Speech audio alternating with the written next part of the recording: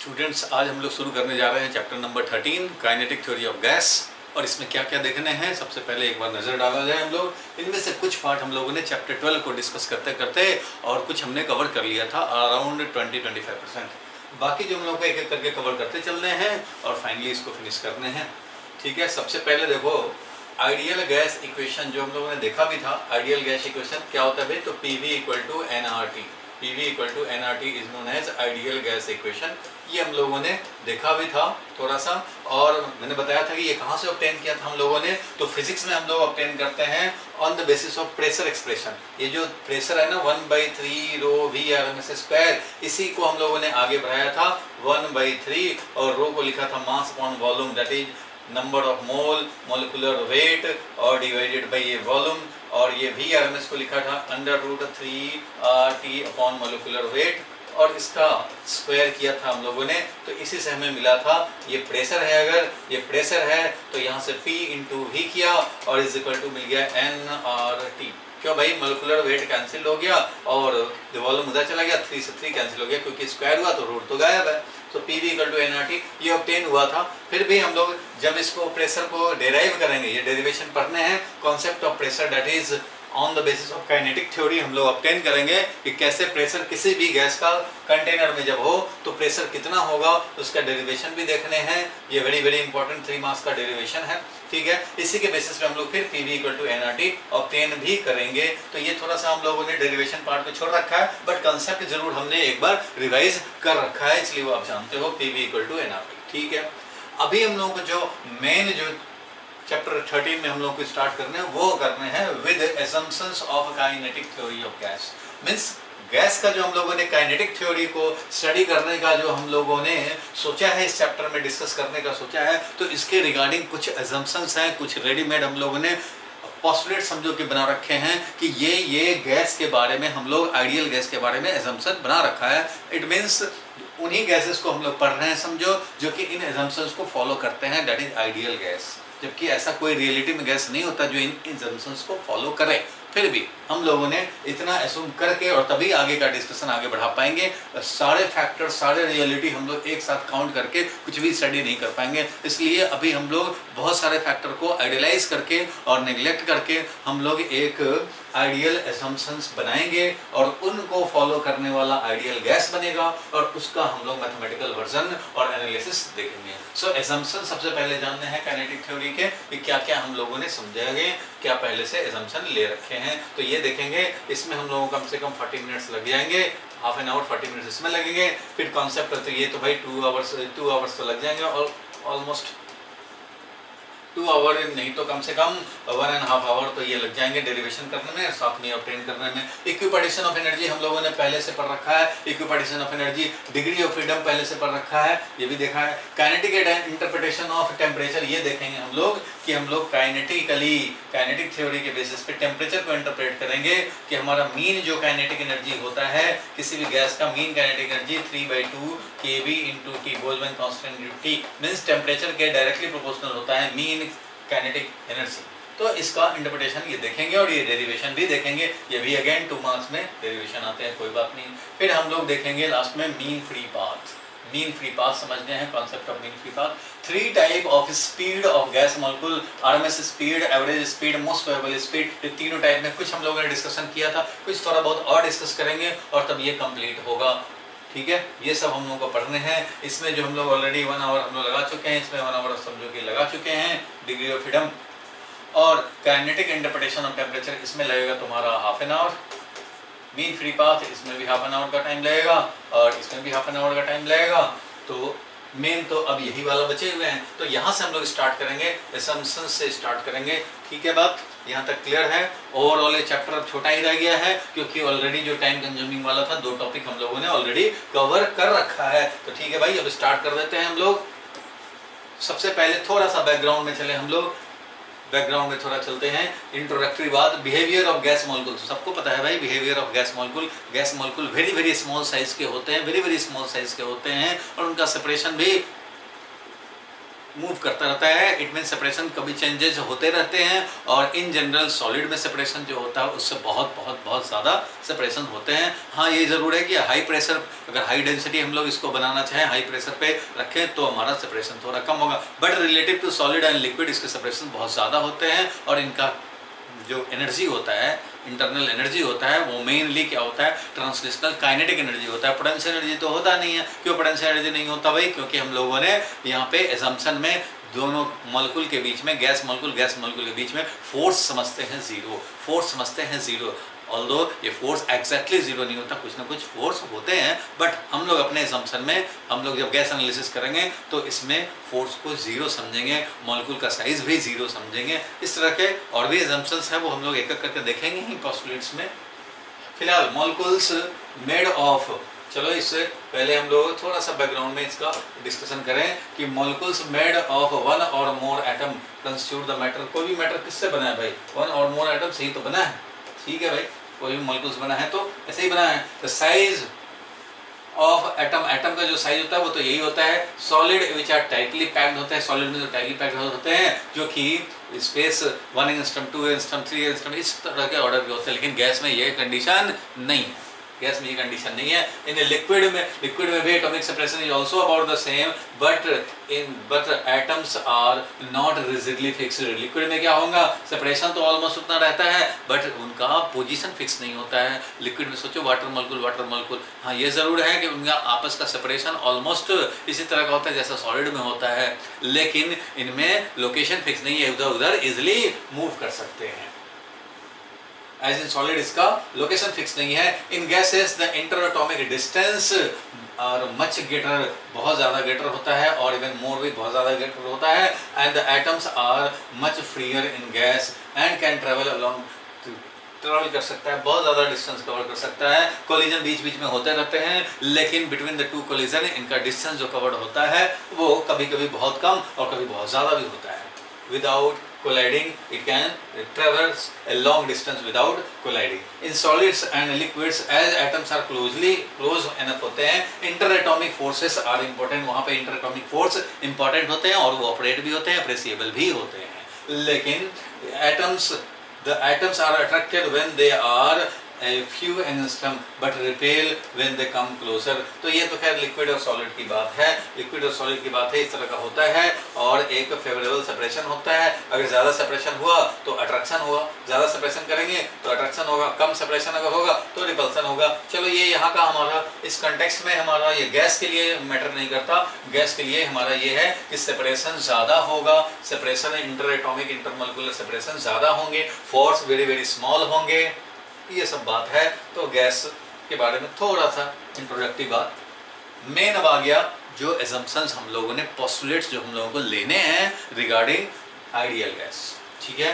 तो state the main postulates of the kinetic theory of gas. तो ये main postulate को हम लोगों को कलेक्ट कर रहे हैं। तो जो मेन बात है वो तो थोड़ा मैं आपको बता देता हूँ अभी। जो मेन पोस्टुलेट्स हैं, तो देखो भाई मेन पोस्टुलेट्स ये है कि मॉलिक्यूल का साइज लेने हैं जीरो। साइज क्या कर रहे हैं, ऑलमोस्ट जीरो लेने हैं, जीरो इसमें लेने हैं। और शेप के मामले में क्या लेने हैं, स्फेरिकल लेने हैं, ठीक है। स्फेरिकल मॉलिक्यूल को समझा जाएगा, वेरी वेरी स्मॉल स्फेरिकल समझा जाएगा। क्लियर है यहाँ तक? स्फेरिकल लेते हैं हम लोग, और ये एक दूसरे पे फोर्स नहीं लगाते हैं, एक दूसरे पे फोर्स नहीं लगाते, मीन्स अट्रैक्टिव फोर्स इनमें नहीं होता है, ठीक है। नंबर 1 बात। नंबर 2 बात, फोर्स लगाते भी हैं कभी कभी, लेकिन वो फोर्स कौन सा है, वो ऐसे डायरेक्ट फोर्स नहीं है, वो ऐसे वाला डायरेक्ट फोर्स नहीं है, ऐसे डायरेक्ट फोर्स नहीं है। फोर्स तब लगाएंगे, देखो फोर्स ऐसे तो हमारा जीरो होता है, force is zero, means inter molecular force जो होता है वो जीरो है, एक दूसरे पे फोर्स नहीं लगाएंगे। तो मॉलिक्यूल्स फोर्स लगाएंगे कब, मॉलिक्यूल्स एक्सर्ट्स फोर्स लगाते हैं व्हेन कोलिजन, जब क्या हो, कोलिजन हो, कोलिजन होगा तो फोर्स लगाएंगे व्हेन कोलिजन, और व्हेन कोलिजन आपस में ही हो among themselves,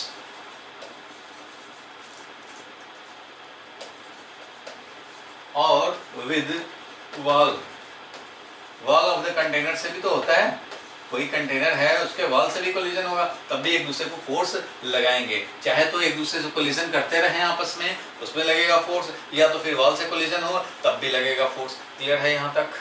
तब भी लगेगा, कंटेनर के वॉल से भी फोर्स लगेगा और आपस में कोलिजन पे भी फोर्स लगेगा। जब भी जो कोलिजन होंगे, जो भी कोलिजन समझे जाएंगे, वो कोलिजन क्या समझना है? कोलिजन समझना है प्योर इलास्टिक। क्या समझना है? Collision pure elastic collision. और प्योर इलास्टिक कोलिजन में काइनेटिक एनर्जी बिफोर जो होता है वही काइनेटिक एनर्जी आफ्टर होता है ना भाई।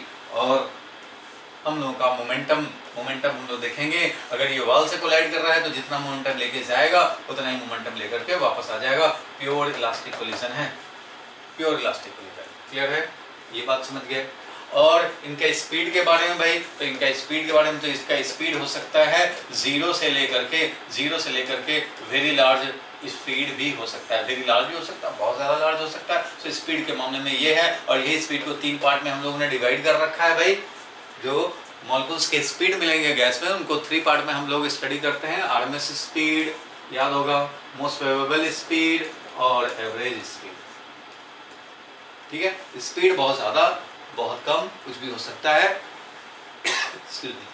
और 5 नंबर देखो भाई, जब इक्विलिब्रियम हो तो उस कंडीशन में, जब ये इक्विलिब्रियम हो तो उस कंडीशन में, इक्विलिब्रियम ऑफ गैस मॉलिक्यूल्स है तो उस कंडीशन में यहाँ का टेम्परेचर, प्रेशर और यहाँ का टेम्परेचर है, प्रेशर है कुछ वैल्यू। चलो ठीक है, यहाँ पे अगर देखें तो वही टेम्परेचर वही प्रेशर मिलेगा, यहाँ पे देखें वही टेम्परेचर वही प्रेशर मिलेगा, यहाँ देखें वही टेम्परेचर वही प्रेशर मिलेगा। Means in equilibrium state pressure is same everywhere inside the container and temperature will also be same. Equilibrium मतलब जब हमने मिक्सिंग किया, मान लो इसमें गैस डाला तो थोड़े टाइम तक हमारा टाइम वेरिंग स्टेट रहता है। डेंसिटी जहाँ डालोगे वहाँ ज़्यादा डेंसिटी है, अभी धीरे धीरे फैलेगा, धीरे धीरे ये एक्सपैंड होगा, पूरे वॉल्यूम को ऑक्युपाई करेगा। जब ये पूरा वॉल्यूम ऑक्युपाई करके और यूनिफॉर्म डिस्ट्रीब्यूशन कर ले तो ये बनता है स्टेडी स्टेट। उस कंडीशन में एवरीवेयर प्रेशर, एवरीवेयर डेंसिटी भी सेम रहेगा, एवरीवेयर डेंसिटी भी सेम रहेगा कहीं पे भी। यहाँ पे देखो यूनिट वॉल्यूम में कितना है और यहाँ यूनिट वॉल्यूम में कितना है, तो वो डेंसिटी भी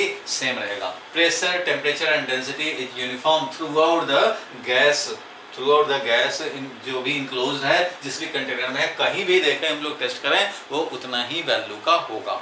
ठीक है? और क्या भाई, तो और assumptions था ये कि अगर हम लोग इसके टेम्परेचर का लिंक करना चाहें तो मीन काइनेटिक एनर्जी जो इनके होते हैं, मीन काइनेटिक एनर्जी वो होते हैं 3/2 kV × T। Means mean kinetic energy जो देखा गया है, mean kinetic energy on the average जो काइनेटिक एनर्जी है वो है directly proportional to T। Larger temperature larger mean kinetic energy. Means कम टेम्परेचर पे ऐसे ऐसे गैस मॉलिक्यूल्स चलेंगे तो ज़्यादा टेम्परेचर पे ऐसे ऐसे गैस मॉलिक्यूल्स भागेंगे। ठीक है? Mean kinetic energy directly proportional to temperature. ठीक है? ये सब बात, ये सब मेन पोस्टुलेट्स हैं। बाकी तो और क्या क्या हैं तो हम लोग देख सकते हैं एक-एक करके। ठीक है? देख सकते हैं। इसमें से अगर कुछ छूटा हो तो वो भी हमें अभी दिखाई दे जाएगा। ठीक है? क्लियर है यहाँ तक बात? चलो आगे बढ़ते हैं हम लोग, देखा जाए तो स्टार्ट करते हैं। State the main postulates of a kinetic theory of gas. Main postulates या मेन assumptions वो क्या हैं? तो main postulates of kinetic theory of gas are as follows. The molecules of a gas are tiny, hard, tiny, very very small and hard, incompressible हैं, जो कि compress नहीं किए जा सकते, incompressible and perfectly elastic sphere है, perfectly elastic spherical shape में है, और ये incompressible है, that cannot be compressed, compress नहीं हो सकता भाई, spherical very very small है। ठीक है? all the molecules of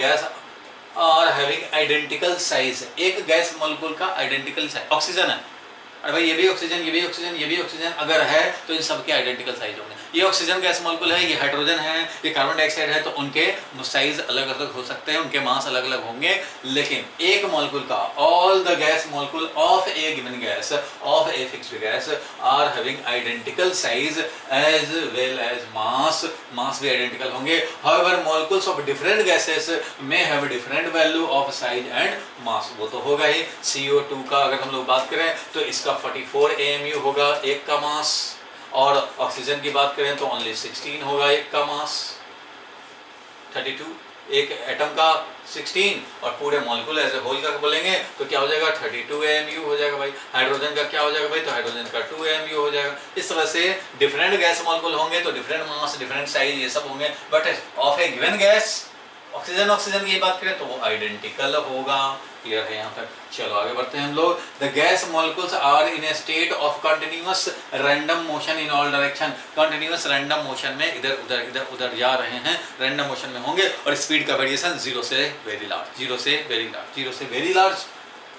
तो with all possible speed ranging from 0 to infinity, all possible speed हो सकता है, ऑल पॉसिबल डायरेक्शन हो सकते हैं, और स्पीड तो भाई 0 से लेकर के और कहाँ तक भाई, तो इनफाइनाइट तक हमारा कुछ भी हो सकता है। वेरी वेरी लार्ज भी हो सकता है, वेरी वेरी स्मॉल भी हो सकता है। क्लियर है यहाँ तक? चलो ये वाला थर्ड पार्ट तक हो गया हमारा। And the total volume of the molecules of a gas is negligible as compare to the total volume of gas. मतलब टोटल वॉल्यूम ऑफ गैस अगर बोलें तो ये है, कंटेनर का जो वॉल्यूम होगा वही total volume of the gas है, लेकिन गैस के मॉलिक्यूल्स का टोटल वॉल्यूम, किसी गैस के मॉलिक्यूल का टोटल वॉल्यूम क्या है, वो तो ऑलमोस्ट 0 है।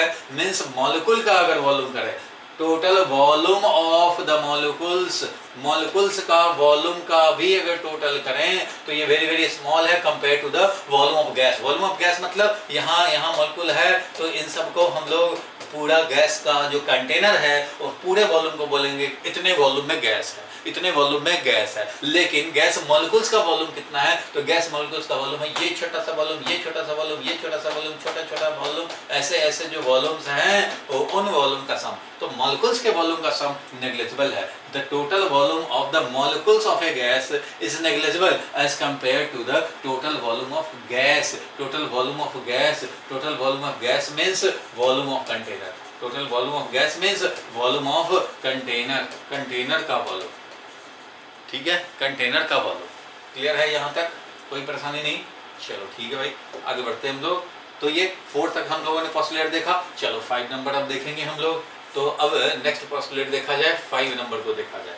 4 तक हम लोग देख चुके हैं, अब 5 नंबर को देखते हैं। चलो आगे बढ़ते हैं हम लोग, 5 नंबर पे चलते हैं। द मॉलिक्यूल्स, देखो total volume of the gas वो तो हम लोग देख चुके। The molecules do not exert any force of attraction और रिपल्सन ऑन वन अनदर। एक दूसरे पे बिल्कुल फोर्स नहीं लगाते कब है, accept during the collisions, collisions के टाइम में ही लगाते हैं।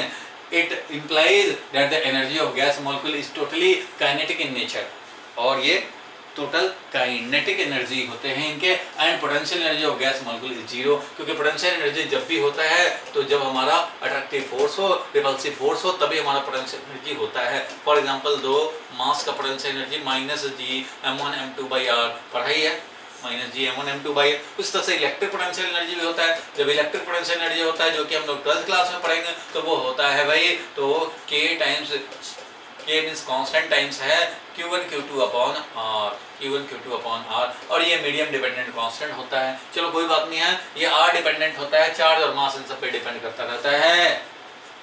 तो पोटेंशियल एनर्जी तो होगा नहीं। ये कब होगा भाई, जब फोर्स होते हैं। तो देखो ये ग्रेविटेशनल फोर्स है तब है, इलेक्ट्रिक फोर्स है तब है। जब फोर्स ही नहीं है तो कोई पोटेंशियल एनर्जी भी नहीं है भाई। जब फोर्स ही नहीं लगेगा, सोचो पोटेंशियल एनर्जी क्या होता है भाई, तो सिस्टम को असेंबल करने का पावर है। अब एक गैस मॉलिक्यूल यहाँ है, दूसरा गैस मॉलिक्यूल लाओगे इन्फिनिटी से यहाँ तक, यहाँ पे लाके असेंबल करना चाहते हैं, तो जब इन्फिनिटी से लाओगे पोटेंशियल एनर्जी तो ऐसा ही बनता है भाई। ग्रेविटेशन चैप्टर में पढ़ा था, एक मॉलिक्यूल है, दूसरा मास को आप लाओगे इन्फिनिटी से यहाँ तक, टोटल वर्क डन जो करना पड़ जाएगा असेंबल करने में इस सिस्टम को, वही होता है पोटेंशियल एनर्जी। तो भाई जब लाओगे तो ये वाला पहले से जो मास है वो इस पे फोर्स लगाएगा, तभी तो उसके इक्वल एंड अपोजिट तुम फोर्स लगाओगे, एक्सटर्नल फोर्स, और उसका वर्क डन काउंट करोगे। भाई इसने फोर्स ही नहीं लगाया, इसको इससे मतलब ही नहीं है कि कोई आए कोई जाए, उससे में कोई मतलब नहीं है। जब फोर्स ही नहीं लगाएगा तो तुम भी इक्वल एंड अपोजिट फोर्स 0 लगाओगे। जब यही 0 लगा रहा है, वही फोर्स ऑफ अट्रैक्शन रिपल्सन नहीं है, तो तुम भी नहीं लगाओगे। तुम भी नहीं लगाओगे तो तुम्हारा वर्क डन भी 0 आएगा, और 0 आएगा तो वही तो पोटेंशियल एनर्जी बनता है।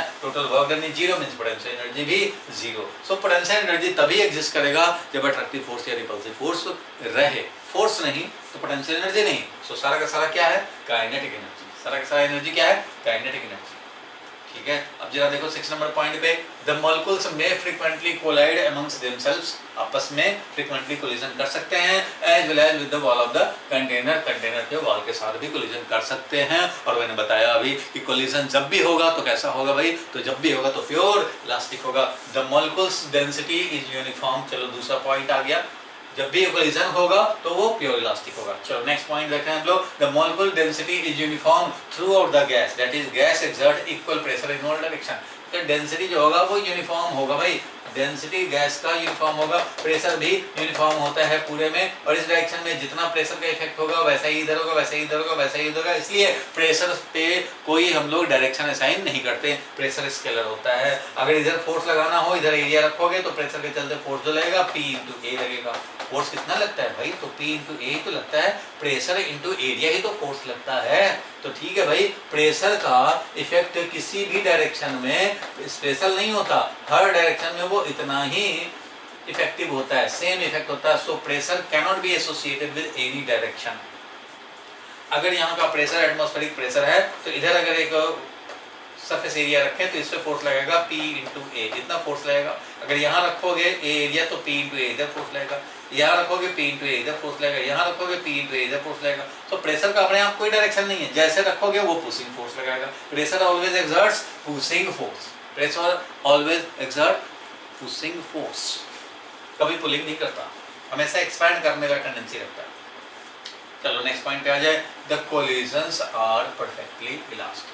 ये वाला पॉइंट का जो बात था कि कोलिजन होगा जब आपस में कोलिजन करेंगे या वॉल के कंटेनर के वॉल के साथ करेंगे, जो भी कोलिजन होंगे the collisions are perfectly elastic as well as instantaneous. वो तो इंस्टेंटेनियस होता है, मींस कोलिजन में तुम्हें कोई टाइम काउंट करने की जरूरत बिल्कुल नहीं है, ठीक है। That is there is neither any loss of energy, loss of kinetic energy नहीं होगा during the collision, nor any time is consume, उसमें टाइम भी कंज्यूम नहीं करने हैं, नहीं समझने हैं। मींस ये कोलिजन किया, इससे कोलिजन किया तो जितना काइनेटिक एनर्जी लेके गया उतना काइनेटिक लेके समझो वापस आ गया, और टाइम जो लगा हमें वो टेंडिंग टू क्या लगा, जीरो लगा। मींस टाइम जो लगा हमें कोलिजन में वो टेंडिंग टू जीरो लेना है हमें, मींस नो टाइम, कोई टाइम समझो कि नहीं लगा। क्लियर है यहाँ तक बात, बिल्कुल क्लियर है यहाँ तक। Between two successive collisions a gas molecule move with uniform velocity, between two successive, यहाँ पे जाकर के एक कोलिजन होगा तो यहाँ पे ये क्या चलेगा, यहाँ से आता है यूनिफॉर्म वेलोसिटी से चलेगा, यूनिफॉर्म वेलोसिटी से जा रहा है, अपना मस्त चलता चला जा रहा है। कोलिजन हो गया, फिर देखेगा वो किधर वेलोसिटी मिला है, इधर मिला, अच्छा अब इधर जा रहा है, इधर जा रहा है, इधर जा रहा है, फिर यहाँ आया कोलिजन आ गया, अब इस डायरेक्शन में मिल गया वेलोसिटी, चल भाई इधर जा रहा है, इधर जा रहा है, इधर जा रहा है, इस तरह से चलते रहते हैं, ठीक है। Between two successive collision gas molecule move with uniform velocity and gravitational effect can be ignored. ऐसा नहीं सोचना है कि ऐसे वेलोसिटी मिल गया तो ये इसको पैराबोलिक पाथ फॉलो करा लेगा, ग्रेविटेशनल फोर्स, ऐसा नहीं समझेंगे। क्यों? क्योंकि मॉलिक्यूल का साइज इतना कम है, मास इतना कम है कि इस पे ग्रेविटी इफेक्टिव हो नहीं पाता, उसके पहले ही इस कोलिजन हो जाता है, इधर कोलिजन, इधर कोलिजन, इधर कोलिजन, ऐसे। अगर ये ग्रेविटी इफेक्टिव होता तो gas molecule due to gravity सब फ्लोर पे चले जाते, सारे एयर मॉलिक्यूल क्लासरूम के कहाँ चले जाते, फ्लोर पे चले जाते, फ्लोर पे चले जाते तो हम लोगों को जिंदा रखने के लिए नाव पे रगड़ने पड़ जाते, समझ गया। तो इसलिए ग्रेविटी फोर्स उस पर इफेक्टिव नहीं होता है। हम लोगों ने ये फ्लूइड चैप्टर में भी पढ़ा था भाई, फ्लूइड चैप्टर 10 में हम लोगों ने स्टार्टिंग में पढ़ा था कि प्रेशर इफेक्टिव नहीं हो पाएगा, मीन्स प्रेशर का वेरिएशन इफेक्टिव नहीं हो पाएगा जब ग्रेविटी इफेक्टिवली जीरो हो, ग्रेविटी फ्री स्पेस में। पास्कल्स लॉ का एक स्टेटमेंट ये भी है भाई, ग्रेविटी फ्री स्पेस हो, दैट इज ग्रेविटी अगर इफेक्टिव ना हो गैस के केस में तो हमारा प्रेशर इक्वल रहता है हर पॉइंट पे, ठीक है। फ्लूइड का प्रेशर इक्वल होता है और गैस में हमारा एक्चुअली गैस में इफेक्टिव नहीं हो पाता ग्रेविटी, इसलिए प्रेशर एवरीवेयर कंटेनर में सेम है। चलो यहाँ तक समझे हम लोग। अब देखो 10 number point, the mean kinetic energy, average kinetic energy of molecules of a gas is directly proportional to the temperature of the gas. Mean kinetic energy is directly proportional to temperature of the gas, और वो exact relation क्या है जो हम लोगों को obtain भी करने हैं और डिराइव भी करने हैं, वो है 3/2 kB इंटू T, तो डायरेक्टली प्रोपोर्शनल है। ये सारे पोस्टुलेट्स हैं। ये पोस्टुलेट्स का मतलब क्या हुआ कि ये सारे एजम्पशंस हम लोगों ने समझ लिए हैं, मान लिए हैं, और हमारे साइंटिस्ट पहले ये सपोज करके ही फॉर्मुलेट किए हैं बाकी इक्वेशंस और फार्मूला जो हमें पढ़ने हैं सिलेबस में और जिस पर न्यूमेरिकल करने हैं। तो ये सारे एजम्पशंस हैं, इसमें बहुत सारे इफ एंड बट आपको नहीं उठाने हैं, बस आपको ये माइंड में एक बार सेट कर लेना कि ये सारे फॉलो करने हैं कंडीशन गैस मॉलिक्यूल्स को, और जिन गैस मॉलिक्यूल्स ने इनको फॉलो किया वो बन गया कौन सा गैस भाई, आइडियल गैस बोलें या परफेक्ट गैस बोलें, परफेक्ट गैस बोलें, आइडियल गैस बोलें। और जो इनको फॉलो ना करे, कुछ भी इसमें से फॉलो ना करे, वो है रियल गैस, रियल गैस होता है। तो रियल गैस का बिहेवियर हमारा आइडियल गैस एनालिसिस का जो भी इक्वेशन बनेंगे उनसे स्लाइट वेरिएशन दिखाएगा। तो ये सारे assumptions हैं which are taken granted in this chapter, ठीक है। इस चैप्टर में हम लोग इसको ग्रांटेड समझें और इनके साथ ही हम लोग आगे डील करेंगे। तो याद रखने हैं क्या क्या था भाई पोस्टुलेट, तो याद रहे मेन पोस्टुलेट था साइज वेरी स्मॉल, और ये हार्ड इनकम्प्रेसिबल है, और ये इलास्टिक स्फीयर की तरह है, और इसके मास को हम लोग समझ सकते हैं कि एक गैस अगर है तो same mass, different gas molecules हैं, डिफरेंट टाइप के गैस मॉलिक्यूल हैं तो डिफरेंट मास होंगे, और साइज मास इस तरह से हम लोगों का डिफरेंट गैस मॉलिक्यूल्स के लिए हैं तो डिफरेंट रहेंगे, सेम गैस मॉलिक्यूल के अलग अलग रहेंगे, सेम गैस मॉलिक्यूल रहेंगे तो सेम है। Gas molecule are in state of continuous random motion, और वो जीरो से हाई स्पीड तक कुछ भी रख सकता है और कॉन्टिन्यूअसली रैंडमली इधर उधर मूव कर रहा है, किसी फिक्स डायरेक्शन में मूव नहीं कर रहा है, रैंडमली मूव कर रहा है। और total volume of the molecules of the gas is very very small compare to total volume of gas. Total volume of gas means container का वॉल्यूम के रिस्पेक्ट में मॉलिक्यूल्स का एक्चुअल वॉल्यूम्स में gas molecules के actual volume को add करें तो that is very very small, negligible, ठीक है। और the molecule do not exert any force, कभी तो फोर्स लगाते नहीं हैं, एक दूसरे पर जा रहे हैं, मस्त जा रहे हैं, कोई फोर्स नहीं लगाएंगे। फोर्स तभी लगाएंगे जब कोलिजन होगा तो भाई फोर्स लगाएंगे, क्योंकि इनकम्प्रेसिबल मैं भी हूँ, इनकम्प्रेसिबल तुम भी हो, तो फोर्स तो लगाएंगे। मैं तुम्हें कंप्रेस करना चाहूँगा, तुम मुझे कंप्रेस करना चाहोगे, दोनों में से कोई कंप्रेस होने को तैयार नहीं, फोर्स लगाए अलग अलग हो गए, प्योर इलास्टिक कोलिजन होंगे, वाल से कोलिजन हो या आपस में कोलिजन हो, और कोलिजन जो भी होंगे वो परफेक्टली इलास्टिक होंगे, ना कोई एनर्जी का लॉस होगा, ना कोई टाइम कंज्यूम होगा। और स्टेडी स्टेट में ये भी एक पॉइंट है, क्या भाई पॉइंट है, तो वो भी तुम चाहो तो लिख सकते हो, इन स्टेडी स्टेट, लिखो तो जरा, इन स्टेडी स्टेट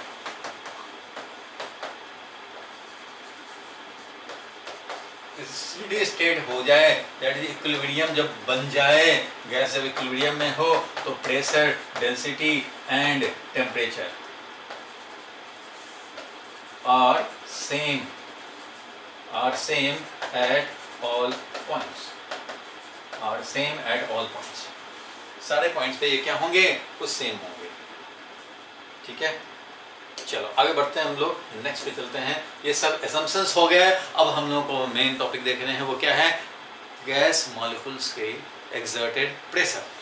जो गैस मॉलिक्यूल्स कंटेनर में होंगे, देखो यहाँ पे कंटेनर मैंने दिखाया हुआ है, कंटेनर है ये क्यूबिकल, मान लो हमने एक बॉक्स ले लिया, क्यूबिकल बॉक्स है ये, और इस क्यूबिकल बॉक्स में गैस मॉलिक्यूल्स हैं। किसी एक पर्टिकुलर मॉलिक्यूल के बारे में यहाँ देखा जाए तो ये गैस मॉलिक्यूल है जिसका इस वेलोसिटी है v1, यहाँ पे वेलोसिटी क्या है v1, ये 1 नंबर मॉलिक्यूल है समझो, इसका वेलोसिटी है v1 which can be decompose. ये v1 जो है उसको हम लोगों ने रिजोल्व करके रखा हुआ है भाई, v1 x i cap plus v1 y j cap plus v1 z k cap, इस तरह से हम लोग लिख सकते हैं वेक्टर फॉर्म में, वेलोसिटी वेक्टर है ये। अब इसका हर डायरेक्शन में अलग अलग है भाई, x डायरेक्शन में vx से चल रहा है, y डायरेक्शन में v1y से चल रहा है, z डायरेक्शन में v1z से चल रहा है, तीनों के डायरेक्शन में अलग अलग है, वही देखो दिखा रखा है, x डायरेक्शन में vx1 से, vy1, vz1। इस तरह से दूसरा मॉलिक्यूल होगा तो इधर इस डायरेक्शन में जा रहा होगा वो v2x हो जाएगा, इस डायरेक्शन में जो वेलोसिटी जा रहा होगा वो v2y हो जाएगा, इस डायरेक्शन में जो जा रहा होगा वो v2z हो जाएगा। इस तरह से हर मॉलिक्यूल के अपने अपने वेलोसिटी कंपोनेंट्स हैं, ठीक है। मैं अभी ओवरऑल आइडिया बता रहा हूँ, बाकी एग्जैक्ट हम लोग कैलकुलेशन तो अभी कर लेंगे या देख लेंगे, कर लेंगे, क्योंकि ये डेरिवेशन लंबा डेरिवेशन है तो एक बोर्ड पे तो आता नहीं है, तो हम लोग धीरे धीरे करके देख लेंगे। लेकिन अभी मैं इसका मेन लॉजिक समझाने जा रहा हूँ कि कैसे हम लोग इसको डेराइव करेंगे। मेन लॉजिक पिक्चर अगर माइंड में क्लियर हो तो आप डेरिवेशन टाइम में ईजिली कर पाओगे, ठीक है। तो मेन लॉजिक ये है कि किसी एक गैस मॉलिक्यूल को पकड़ेंगे, किसी एक गैस मॉलिक्यूल को हम लोगों ने पकड़ा, 1 नंबर मॉलिक्यूल, ठीक है भाई, 1 नंबर मॉलिक्यूल को पढ़ा, यहाँ देखा, और एक फेस को कंसीडर करेंगे। एक फेस मान लो हमने ये ले लिया, ठीक है, ये फेस ले लिया E B C G, इस फेस को ले लिया और इसको कंसीडर कर रहे हैं कि ये गैस मॉलिक्यूल इस फेस पे जब कोलाइड करेगा कितनी स्पीड से करेगा, तो भाई ऑब्वियसली है Vx1 से ये कोलाइड करेगा इस फेस को, इसको कोलाइड करेगा कितने स्पीड से भाई, तो इसको कोलाइड करेगा Vy1 से, इस वाले फेस को कोलाइड करेगा किससे भाई, तो Vy1 से। सिमिलरली इधर वाले को कोलाइड करेगा Vz1 से। फिलहाल हम लोग एक फेस को ही कंसीडर कर रहे हैं, तो एक फेस को कंसीडर किया जाए बस। तो इसको कोलिजन कर रहा है, ये कितने स्पीड से कोलिजन कर रहा है भाई, तो Vx1 से कर रहा है। और कोलिजन होने के बाद प्योर इलास्टिक कोलिजन हो जाएगा, वापस आ जाएगा। वो कितने स्पीड से वापस आएगा, तो वही Vx1 से वापस आ जाएगा भाई, क्योंकि प्योर इलास्टिक कोलिजन है। ठीक है, Vx1 यानी कि m into Vx1 collision momentum लेकर के जाएगा। मोमेंटम इनिशियल कितना हुआ इसका, हम लोग एक ही फेस कंसीडर कर रहे हैं, वो है ये वाला फेस कंसीडर कर रहे हैं। एक गैस मॉलिक्यूल जो कि m1 मास का, समझो कि ये जा रहा है और इसका Vx1 जो है कंपोनेंट से उसकी बात कर रहे हैं, क्योंकि ये फेस कंसीडर कर रहे हो तो इस वेलोसिटी का दूसरे कंपोनेंट्स क्या हो, उससे कोई मतलब नहीं है। ये जो इस फेस को कोलिजन करेगा सिर्फ Vx1 से कोलाइड करेगा। ये Vy1 कितना है, Vz1 कितना है, उससे मतलब नहीं है। Vx1 कितना है, उससे मतलब है इस फेस के कोलिजन के लिए। तो ये इतना मोमेंटम लेकर के जाएगा, कोलिजन करेगा और फिर उतना ही मोमेंटम लेकर के वापस आ जाएगा। मीन्स ये समझो कि साइन निगेटिव कर दिए, माइनस V1x लेके गया था, मीन्स mv1x लेके गया था मोमेंटम वाइज, और माइनस mv1x लेकर के वापस आ गया। सो चेंज इन मोमेंटम निकालेंगे, एक्स डायरेक्शन मोशन के लिए change in momentum upon time करते हैं, तो इससे हमें मिलेगा फोर्स। जो एक्स डायरेक्शन में मोशन से इस वाले फेस को जो फोर्स लगा है वो इससे निकालेंगे। ठीक है, लॉजिक समझो। Number 1 step, we will find momentum of one molecule for one face collision. इस फेस के कोलिजन के लिए एक मॉलिक्यूल का क्या मोमेंटम में चेंज आएगा वो निकालेंगे। तो पहले भाई ये देखा, ये वाला देखा, ये है फाइनल मोमेंटम, तो इससे निकालेंगे change in momentum. Change in momentum upon time करेंगे तो इससे मिलेगा फोर्स। सेकंड स्टेप क्या है, फर्स्ट स्टेप में momentum and change in momentum देखना। दूसरे स्टेप में क्या होगा, तो rate of change of momentum निकाल के फोर्स निकालना। तीसरे स्टेप में क्या होगा भाई, तो तीसरे स्टेप में होगा प्रेशर निकालना। एक्स डायरेक्शन में मोशन के लिए जो प्रेशर बनेगा वो एक्स डायरेक्शन में फोर्स डिवाइडेड बाई ये वाला फेस का एरिया, तो इससे डिवाइड करेंगे, ये मिलेगा प्रेशर। और वैसा ही प्रेशर होगा Py भी, जो कि वाई डायरेक्शन में लगने वाला, मीन्स इस डायरेक्शन में लगने वाले फोर्स से मिलेगा। और फिर इसी तरह से जेड वाला भी होगा। तो प्रेशर एक बार मिल गया, इसको हम लोग स्टैंडर्ड बनाएंगे। इसको फोर्थ नंबर में क्या होगा, तो मेकिंग इट स्टैंडर्ड, इसको स्टैंडर्ड बनाएंगे तो हमें मिलेगा pressure is equal to 1/3 rho और V/RMS²। ठीक है, ये समझो 4 स्टेप प्रोसेस में हम लोग इसको डिराइव कर पाएंगे। फर्स्ट स्टेप में क्या कर रहे हैं हमें भाई, तो फर्स्ट स्टेप में कितने मोमेंटम लेकर के एक मॉलिक्यूल का पहले कंसीडर करेंगे, एक फेस को कंसीडर करेंगे, कितना मोमेंटम लेके आया, कितना मोमेंटम लेके गया, इस बेसिस पे चेंज इन मोमेंटम निकालेंगे। और चेंज इन मोमेंटम निकालने के बाद हम लोग क्या करेंगे, तो rate of change of momentum of this molecule करेंगे कि ये मॉलिक्यूल के स्ट्राइक करने से किस रेट से मोमेंटम चेंज हो रहा है, मींस कितना इस पे फोर्स लग रहा है, वो निकालेंगे। एक मॉलिक्यूल का जब निकल जाएगा ना, तो इसी को हम लोग सम कर देंगे, किसके लिए, सारे मॉलिक्यूल्स के लिए, जितने भी मॉलिक्यूल्स हैं सब के लिए सम करो। सम करोगे तो ठीक है भाई, सारे मॉलिक्यूल का सम करेंगे तो नेट फोर्स हमें मिल जाएगा एक्स डायरेक्शन में मोशन ऑल मॉलिक्यूल्स का। तो फोर्स डिवाइडेड बाय एरिया करेंगे तो हमें प्रेशर मिल जाएगा ड्यू टू ऑल मॉलिक्यूल्स। पहले एक मॉलिक्यूल का निकाल लेंगे, बाद में उसको सबके लिए अप्लाई कर देंगे तो हमें मिल जाएगा force upon area is equal to Px। और इसके बाद इसको हम लोग स्टैंडर्ड फॉर्म में कन्वर्ट करेंगे तो ये रिजल्ट आ जाएगा। ठीक है, ये रिजल्ट आ जाएगा। ये तो लॉजिक हुआ कि करने क्या है, लेकिन अब जरा देखने हैं कि इसको कैसे हम लोग इम्प्लीमेंट करें। तो एक एक करके इम्प्लीमेंट करेंगे। मैंने स्टेप बता दिए एक बोर्ड पे। अब दूसरे स्टेप में देखो भाई, एक बोर्ड तो इसी में लग जाएगा कि ये स्टेप समझें, या इतने में एक स्टेप खत्म हो जाएंगे, एक बोर्ड स्पेस खत्म हो जाएगा। फिर हम लोग दूसरे बोर्ड के स्पेस में इसको करेंगे तो फिर फाइनली रिजल्ट आएगा। लॉजिक्स तो समझ गए। एक मॉलिक्यूल कंसिडर करो, एक डायरेक्शन में मोशन उसका कंसिडर करो, और उस डायरेक्शन के सामने जो फेस आया उसको कंसिडर किया, इसने कितना मोमेंटम ट्रांसफर किया। अब देखो, एक बार ये कोलिजन यहाँ कर दिया ना इस फेस से, तो फिर ये अब ये इधर आएगा ऐसे, और फिर यहाँ पे कोलिजन करेगा, फिर वापस जाएगा यहाँ पे, तब जाके इस पे कोलिजन करेगा। इट मींस इस वाले फेस को कंसीडर किए हो तो इस वाले फेस पे ये मॉलिक्यूल एक बार कोलिजन करने के बाद ये एल डिस्टेंस, अगर ये एल डिस्टेंस है, अगर ये एल डिस्टेंस है तो एक बार कोलिजन करने के बाद ये क्या करेगा, एल डिस्टेंस इधर आएगा, फिर एल डिस्टेंस इधर जाएगा, तब जाके फिर से कोलिजन होगा। इसलिए इसका जब rate of change of momentum निकालेंगे तो इस पॉइंट को हम लोग कंसीडर करेंगे कि भाई एक कोलिजन करने के बाद एक मॉलिक्यूल वापस ये मॉलिक्यूल कब करेगा कोलिजन, तो एल डिस्टेंस इधर से एल डिस्टेंस इधर मींस 2l डिस्टेंस जाने के बाद कोलिजन करेगा। मींस एक पर्टिकुलर मॉलिक्यूल इस मॉलिक्यूल को, इस फेस को एक बार स्ट्राइक किया तो उसके कितना देर के बाद ये कोलिजन करेगा भाई, तो ये करेगा l, और ये Vx1 स्पीड से चल रहा है तो l/Vx1 टाइम और l/Vx1 time means 12/Vx1 time के बाद ही कोलिजन करेगा। इतना टाइम लगेगा। एक मॉलिक्यूल ने एक बार कोलिजन किया तो फिर l डिस्टेंस आया, फिर l डिस्टेंस गया, तब जाके कोलिजन करेगा। ठीक है, ठीक है, चलो आगे बढ़ते हैं हम लोग, इसको अब इम्प्लीमेंट कराते हैं। चलो देखो भाई, ये है गैस मॉलिक्यूल्स। एक मॉलिक्यूल को हमने कंसीडर किया, इसको मैं थोड़ा दिखाता हूँ, अब ऑब्टेन करता हूँ। ठीक है, ऑब्टेन करता हूँ। आपको थोड़ा ध्यान देने हैं कि कैसे कैसे ऑब्टेन हो रहे हैं, तो ध्यान रखने हैं भाई, क्योंकि तुम्हें भी डिराइव करना है। फिर जो बुक में लिखा होता है वो तो मैं दिखाई दूंगा, लेकिन अभी कोशिश किया जाए कि इसको डिराइव किया जाए। मैं कंसीडर कर रहा हूँ ये एक गैस मॉलिक्यूल जो A1 नाम का है, एक गैस मॉलिक्यूल फेस कंसीडर यही वाला किए हुए हैं। देखो ये वाला फेस कंसीडर किए हुए हैं भाई, तो ये वाला फेस कंसीडर किया हुआ है। ठीक है, चलो मैं फटाफट करके दिखाता हूँ। देखो भाई, MVX1 लेकर के ये पहुंचा, कोलिजन किया, और फिर MVX1 लेके वापस निकल गया। तो चेंज इन मोमेंटम अगर निकाले, MVX1 लेके गया है और फिर MVX1 लेकर के वापस भी आ गया, लेकिन क्योंकि डायरेक्शन अपोजिट हो गया है तो चेंज इन मोमेंटम निकालेंगे।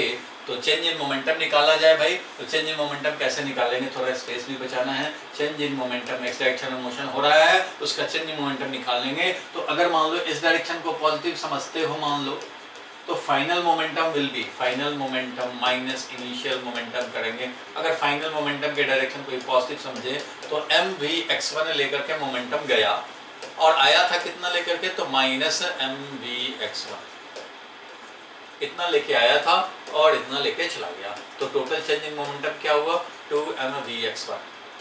2MVX1 is the net change in momentum. आप सोचेंगे कि यही डायरेक्शन पॉजिटिव क्यों लिया भाई, तो कोई जरूरी नहीं है वो डायरेक्शन पॉजिटिव ले, आप कोई और डायरेक्शन भी पॉजिटिव ले सकते थे। अगर आप ये डायरेक्शन को पॉजिटिव लेते तो चेंज इन मोमेंटम क्या हो जाता भाई, तो चेंज इन मोमेंटम जो हो जाता है एक्स डायरेक्शन ऑफ मोशन होने के लिए, तो final momentum minus initial momentum करते, बिल्कुल करते, तो फाइनल मोमेंटम क्या हो जाता भाई, जब ये पॉजिटिव है तो फाइनली तो इधर गया है, तो क्या लिखोगे भाई, तो माइनस MVX1 लिखोगे, और माइनस और इनिशियल मोमेंटम इधर था यानी पॉजिटिव था तो MVX1 करोगे। इस तरह से तुम्हें क्या मिल जाएगा, माइनस 2MVX1 ऐसा मिल जाएगा। ये माइनस क्या बता रहा है कि उस डायरेक्शन जिधर पॉजिटिव लिए उसके अपोजिट, और ये पॉजिटिव क्या बता रहा है कि जिधर पॉजिटिव लिए उधर ही, तो वही पॉजिटिव ही इधर लिए थे इसलिए ऐसे उधर ही दिखा रहा है। तो दोनों रिजल्ट सेम ही है, दोनों रिजल्ट सेम है। ये पॉजिटिव इधर लिया हुआ है, लेफ्टवर्ड पॉजिटिव लिया है तो ये पॉजिटिव आया चेंज इन मोमेंटम, क्योंकि लेफ्टवर्ड मोमेंटम में चेंज है। अगर राइटवर्ड पॉजिटिव लोगे तो निगेटिव आएगा, क्योंकि हमारा लेफ्टवर्ड में ही मोमेंटम चेंज हुआ है। गैस मॉलिक्यूल का मोमेंटम चेंज लेफ्ट में ही हुआ है। तो ये इससे निकालने चाहे इससे निकाले, रिजल्ट इज सेम, साइन आपको अपोजिट दिख रहा है क्योंकि आपने अपोजिट साइन को पॉजिटिव लिया है, इसलिए किसी एक को ही काउंट करेंगे। अभी हम लोग पॉजिटिव जैसा रहे तो ज़्यादा अच्छा है, इसलिए हम लोग इसको काउंट करते हैं। चलो ठीक है, तो 2MVX1 चेंज इन मोमेंटम का वैल्यू तो एटलीस्ट है 2MVX1। चलो ठीक है, तो अब हमें निकालने हैं फोर्स निकालने हैं डायरेक्शन मोशन होने के लिए, जो कि 1 नंबर मॉलिक्यूल का ही कंसीडर करके निकाल रहे हैं। फोर्स निकालना है तो rate of change of momentum हमें चाहिए। Rate of change of momentum, यहाँ ध्यान देने की बात है, यहाँ बहुत लोग फंसेंगे, बहुत बच्चे फंसेंगे इसमें, तो उनको समझ में नहीं आएगा कैसे किया जा रहा है। तो चेंज इन मोमेंटम कितना हुआ भाई, तो 2MVX1 हुआ। आप सोचेंगे भाई हमें फोर्स निकालना है, सिर्फ एक ही मॉलिक्यूल को समझना कि यहाँ मोशन हो रहा है, बाकी कोई मॉलिक्यूल समझो है ही नहीं, अभी मैं थोड़ी देर बाद बताऊंगा कि बाकी मॉलिक्यूल क्यों समझेंगे कि है ही नहीं। अभी तो बस ये समझो कि और कुछ है ही नहीं, बस एक ही मॉलिक्यूल है, जा रहा है, फिर इधर जाएगा, इसको कोलिजन करेगा, फिर यहाँ से वापस आएगा, फिर इसको कोलिजन करेगा, फिर इधर आएगा, फिर इधर आएगा, फिर जाएगा, ऐसे ऐसे चल रहा है। एल डिस्टेंस इसे ट्रेवर्स करना होगा, बार बार कोलिजन करने से एल डिस्टेंस जाएगा, फिर एल डिस्टेंस आएगा, कोलिजन होगा, इस तरह से होता रहेगा। ठीक है, बहुत बढ़िया चलेगा। तो चेंज इन मोमेंटम है वन कोलिजन, जब एक मॉलिक्यूल का एक बार कोलिजन हुआ तो चेंज इन मोमेंटम इतना हुआ। तो अब बताओ, हमें तो निकालना है force due to one molecule, what is the average force on this face. इस वॉल पे क्या एवरेजली फोर्स लगा रहा है एक मॉलिक्यूल, तो मैं लिखूंगा change in momentum upon time. अब यहाँ पे टाइम लिखना है, अब यहाँ पे मैं टाइम लिखूंगा कितना, तो यहाँ टाइम लिखूंगा 2L/v(x1)। ये आपको समझ में आना थोड़ा मुश्किल होगा। क्यों ऐसा लिखा हमने टाइम? हमें तो लिखना चाहिए था ये भाई कि जब ये कोलिजन किया तो उस कंडीशन में, जब ये कोलिजन किया था तो उस कंडीशन में हम लोग ये देखना था भाई कि जब कोलिजन कर रहा है तो उस टाइम पे ये कोलिजन ऐसे किया और फिर वापस ये ऐसे आया। ये डायरेक्शन को हम लोगों ने पॉजिटिव लिया था। ठीक है भाई, तो कोलिजन किया तो हमें ये वाला टाइम लेना चाहिए था, जितने टाइम तक ये कोलिजन में रहा वो टाइम लेना चाहिए था। तो ऐसा नहीं, इस मॉलिक्यूल का इस वाले फेस पे कोलिजन का हमें rate of change of momentum निकालना हो, कोलिजन्स के through rate of change of momentum निकालना है तो क्या करोगे भाई? तो rate of change of momentum निकालने के लिए हम लोगों को ये वाला टाइम, कोलिजन का जो छोटा सा टाइम है, याद होगा कोलिजन का टाइम तो वैसे भी तुम्हें क्या लेना है, 0 लेना है। कोलिजन का कोई टाइम नहीं होता भाई, कोलिजन का टाइम हमारा according to kinetic assumption, kinetic theory का असम्पशन है, उस बेसिस पे क्या है, 0 है। टाइम टेकन है ही नहीं कुछ भी। ये क्यों ले रहे हैं, ये भी जरा समझने की बात है। ये क्यों ले रहे हैं भाई? ये इसलिए ले रहे हैं क्योंकि एक कोलिजन करने के बाद ये कब करेगा फिर से कोलिजन, तो ये फिर एल डिस्टेंस जाएगा। एल डिस्टेंस जाने में कितना टाइम लगेगा भाई? तो एल डिस्टेंस जाने में लगेगा L/v(x1) टाइम इधर, और फिर यहाँ से एल डिस्टेंस और जाएगा, मीन्स L/v(x1) टाइम फिर लगेगा, और इस तरह से इसको टोटल टाइम कितना लगेगा भाई? एक बार कोलिजन के बाद दूसरा कोलिजन कब उसी वाल के साथ लगाएगा ये, तो 2L/v(x1) टाइम के बाद ही ये फिर से कोलिजन वही मॉलिक्यूल उस फेस को लगाएगा, इसलिए 2L/v(x1) डाला। अभी भी समझ में पक्का नहीं आया होगा। चलो अब इसको मैं आपको हजम कराऊंगा बड़े इजी एक एग्जांपल से। आप बोलेंगे हाँ बिल्कुल यही होना चाहिए। देखो कैसे हजम कराता हूँ। सपोज करो रमेश है, सुरेश से बहुत 5 स्टार खाता है। रमेश को पॉकेट मनी मिलता है, उसके फादर देते हैं पॉकेट मनी एवरी मंथ 5000, मान लो 5000 एवरी मंथ मिलता है। 5 स्टार खाओ, आइसक्रीम खाओ, पार्टी दो, पार्टी दिलाओ, जो करना है करो, लेकिन 5000 में 1 मंथ अपना काम चलाओ। ठीक है, चलो। तो रमेश के पॉकेट में मनी करेंट है, means money transfer per month का रेट, मनी ट्रांसफर का रेट नहीं, money transfer per unit time. अगर मैं ये बोलूं कि रमेश के पॉकेट में क्या है money current, means money transfer का रेट क्या है, तो क्या आप ये सोचेंगे कि रमेश के फादर आते हैं मंथ के फर्स्ट में, मंथ के फर्स्ट को रमेश मांगने जाता है कि भाई इस मंथ का अब बता दो भाई, दे दो पैसे, तो रमेश के फादर उठाते हैं 5000 और वो पकड़ा देते हैं, और पकड़ाने में लगता है 1 सेकंड। पकड़ाने में कितना लगता है? 1 सेकंड। 1 सेकंड के पहले रमेश के पॉकेट में 0 मनी था, और 1 सेकंड के बाद इसमें आ गया 5000। ठीक है, लेकिन फिर कब आएगा? अब नेक्स्ट मंथ के फर्स्ट को आएगा वही 5000, और 1 ही सेकंड में दे दिया जाएगा। फिर नेक्स्ट मंथ में आएगा 5000। अब मैं ये बोलूं कि मनी पॉकेट में आने का जो रेट है, मनी ट्रांसफ़र का जो रेट है वो कितना है, तो क्या वो 5000 अपॉन 1 सेकेंड है या 5000 अपॉन 1 मंथ है? 5000 पर मंथ आ रहा है मनी करेंट, या 5000 डिवाइडेड बाई 1 सेकेंड, यानी कि 5000 पर सेकेंड आ रहा है। क्या होगा money current in the pocket of Ramesh? वो होगा ये नहीं होगा भाई मेरे। अगर ये रेट हो जाए, एक एक सेकंड पे 5000 मिलता जाए, तो फिर तो वो माला माल हो जाएगा भाई। पर सेकंड 5000 आ रहे हैं, माला माल हो जाएगा भाई। ऐसा नहीं है, ये रेट नहीं है 5000 पर सेकंड, रेट नहीं है। क्या रेट है? 5000 पर मंथ। मीन्स एक बार मिला ना, तो उसके बाद कब मिलेगा? 1 मंथ के बाद मिलेगा। तो 5000 पर मंथ। ये नहीं कि एक सेकंड में कोलिजन हो गया तो 5000 डिवाइडेड बाई 1 सेकंड ये लिख देंगे मनी करंट ना। ये मनी करंट नहीं है रमेश के पॉकेट का। ये तो तब होता है जब कंटिन्यूअसली एवरी 1 सेकंड पे 5000 मिलते रहते। 5000 पर सेकंड का मतलब समझते हो? एवरी सेकंड 5000 मिल रहे हैं, एवरी सेकंड 5000 मिल रहे हैं। ऐसा तो नहीं है रमेश के साथ ना। एवरी मंथ है, एवरी मंथ। उसी तरह से एक बार कोलिजन किया, यहाँ पे इतना मोमेंटम ट्रांसफर किया, ये मोमेंटम ट्रांसफर किया, एक बार कोलिजन किया तो हाँ, उस कोलिजन में तुम्हें टाइम जो लगा, वो टाइम जो लगा है उस कोलिजन में वो 0.00001 सेकंड लगा है। लेकिन इस कोलिजन करने के बाद, ये वेरी वेरी स्मॉल टाइम है, इस कोलिजन करने के बाद फिर वो मॉलिक्यूल कब स्पेस को कोलाइड करेगा भाई? तो पहले एल डिस्टेंस मस्त जाएगा, फिर एल डिस्टेंस मस्त आएगा, फिर कोलिजन मारेगा ये टक से। तो भाई यही तो 1 मंथ है। फिर कब ये देगा मॉलिक्यूल इसको कोलिजन भाई? फिर कब इतना मोमेंटम ट्रांसफर करेगा? इतने टाइम के बाद। ये नहीं कि यहाँ पे जो मोमेंटम ट्रांसफर करने का ये फ्रैक्शन ऑफ सेकंड में जो लगा था टाइम, इस टाइम को नहीं डिवाइड करेंगे, क्योंकि after every this much time ये इस पे कोलिजन नहीं हो रहा, बार बार वही मॉलिक्यूल कोलिजन नहीं कर रहा। वो मॉलिक्यूल तब कोलिजन करेगा जब वो एल डिस्टेंस जाए, एल डिस्टेंस आए।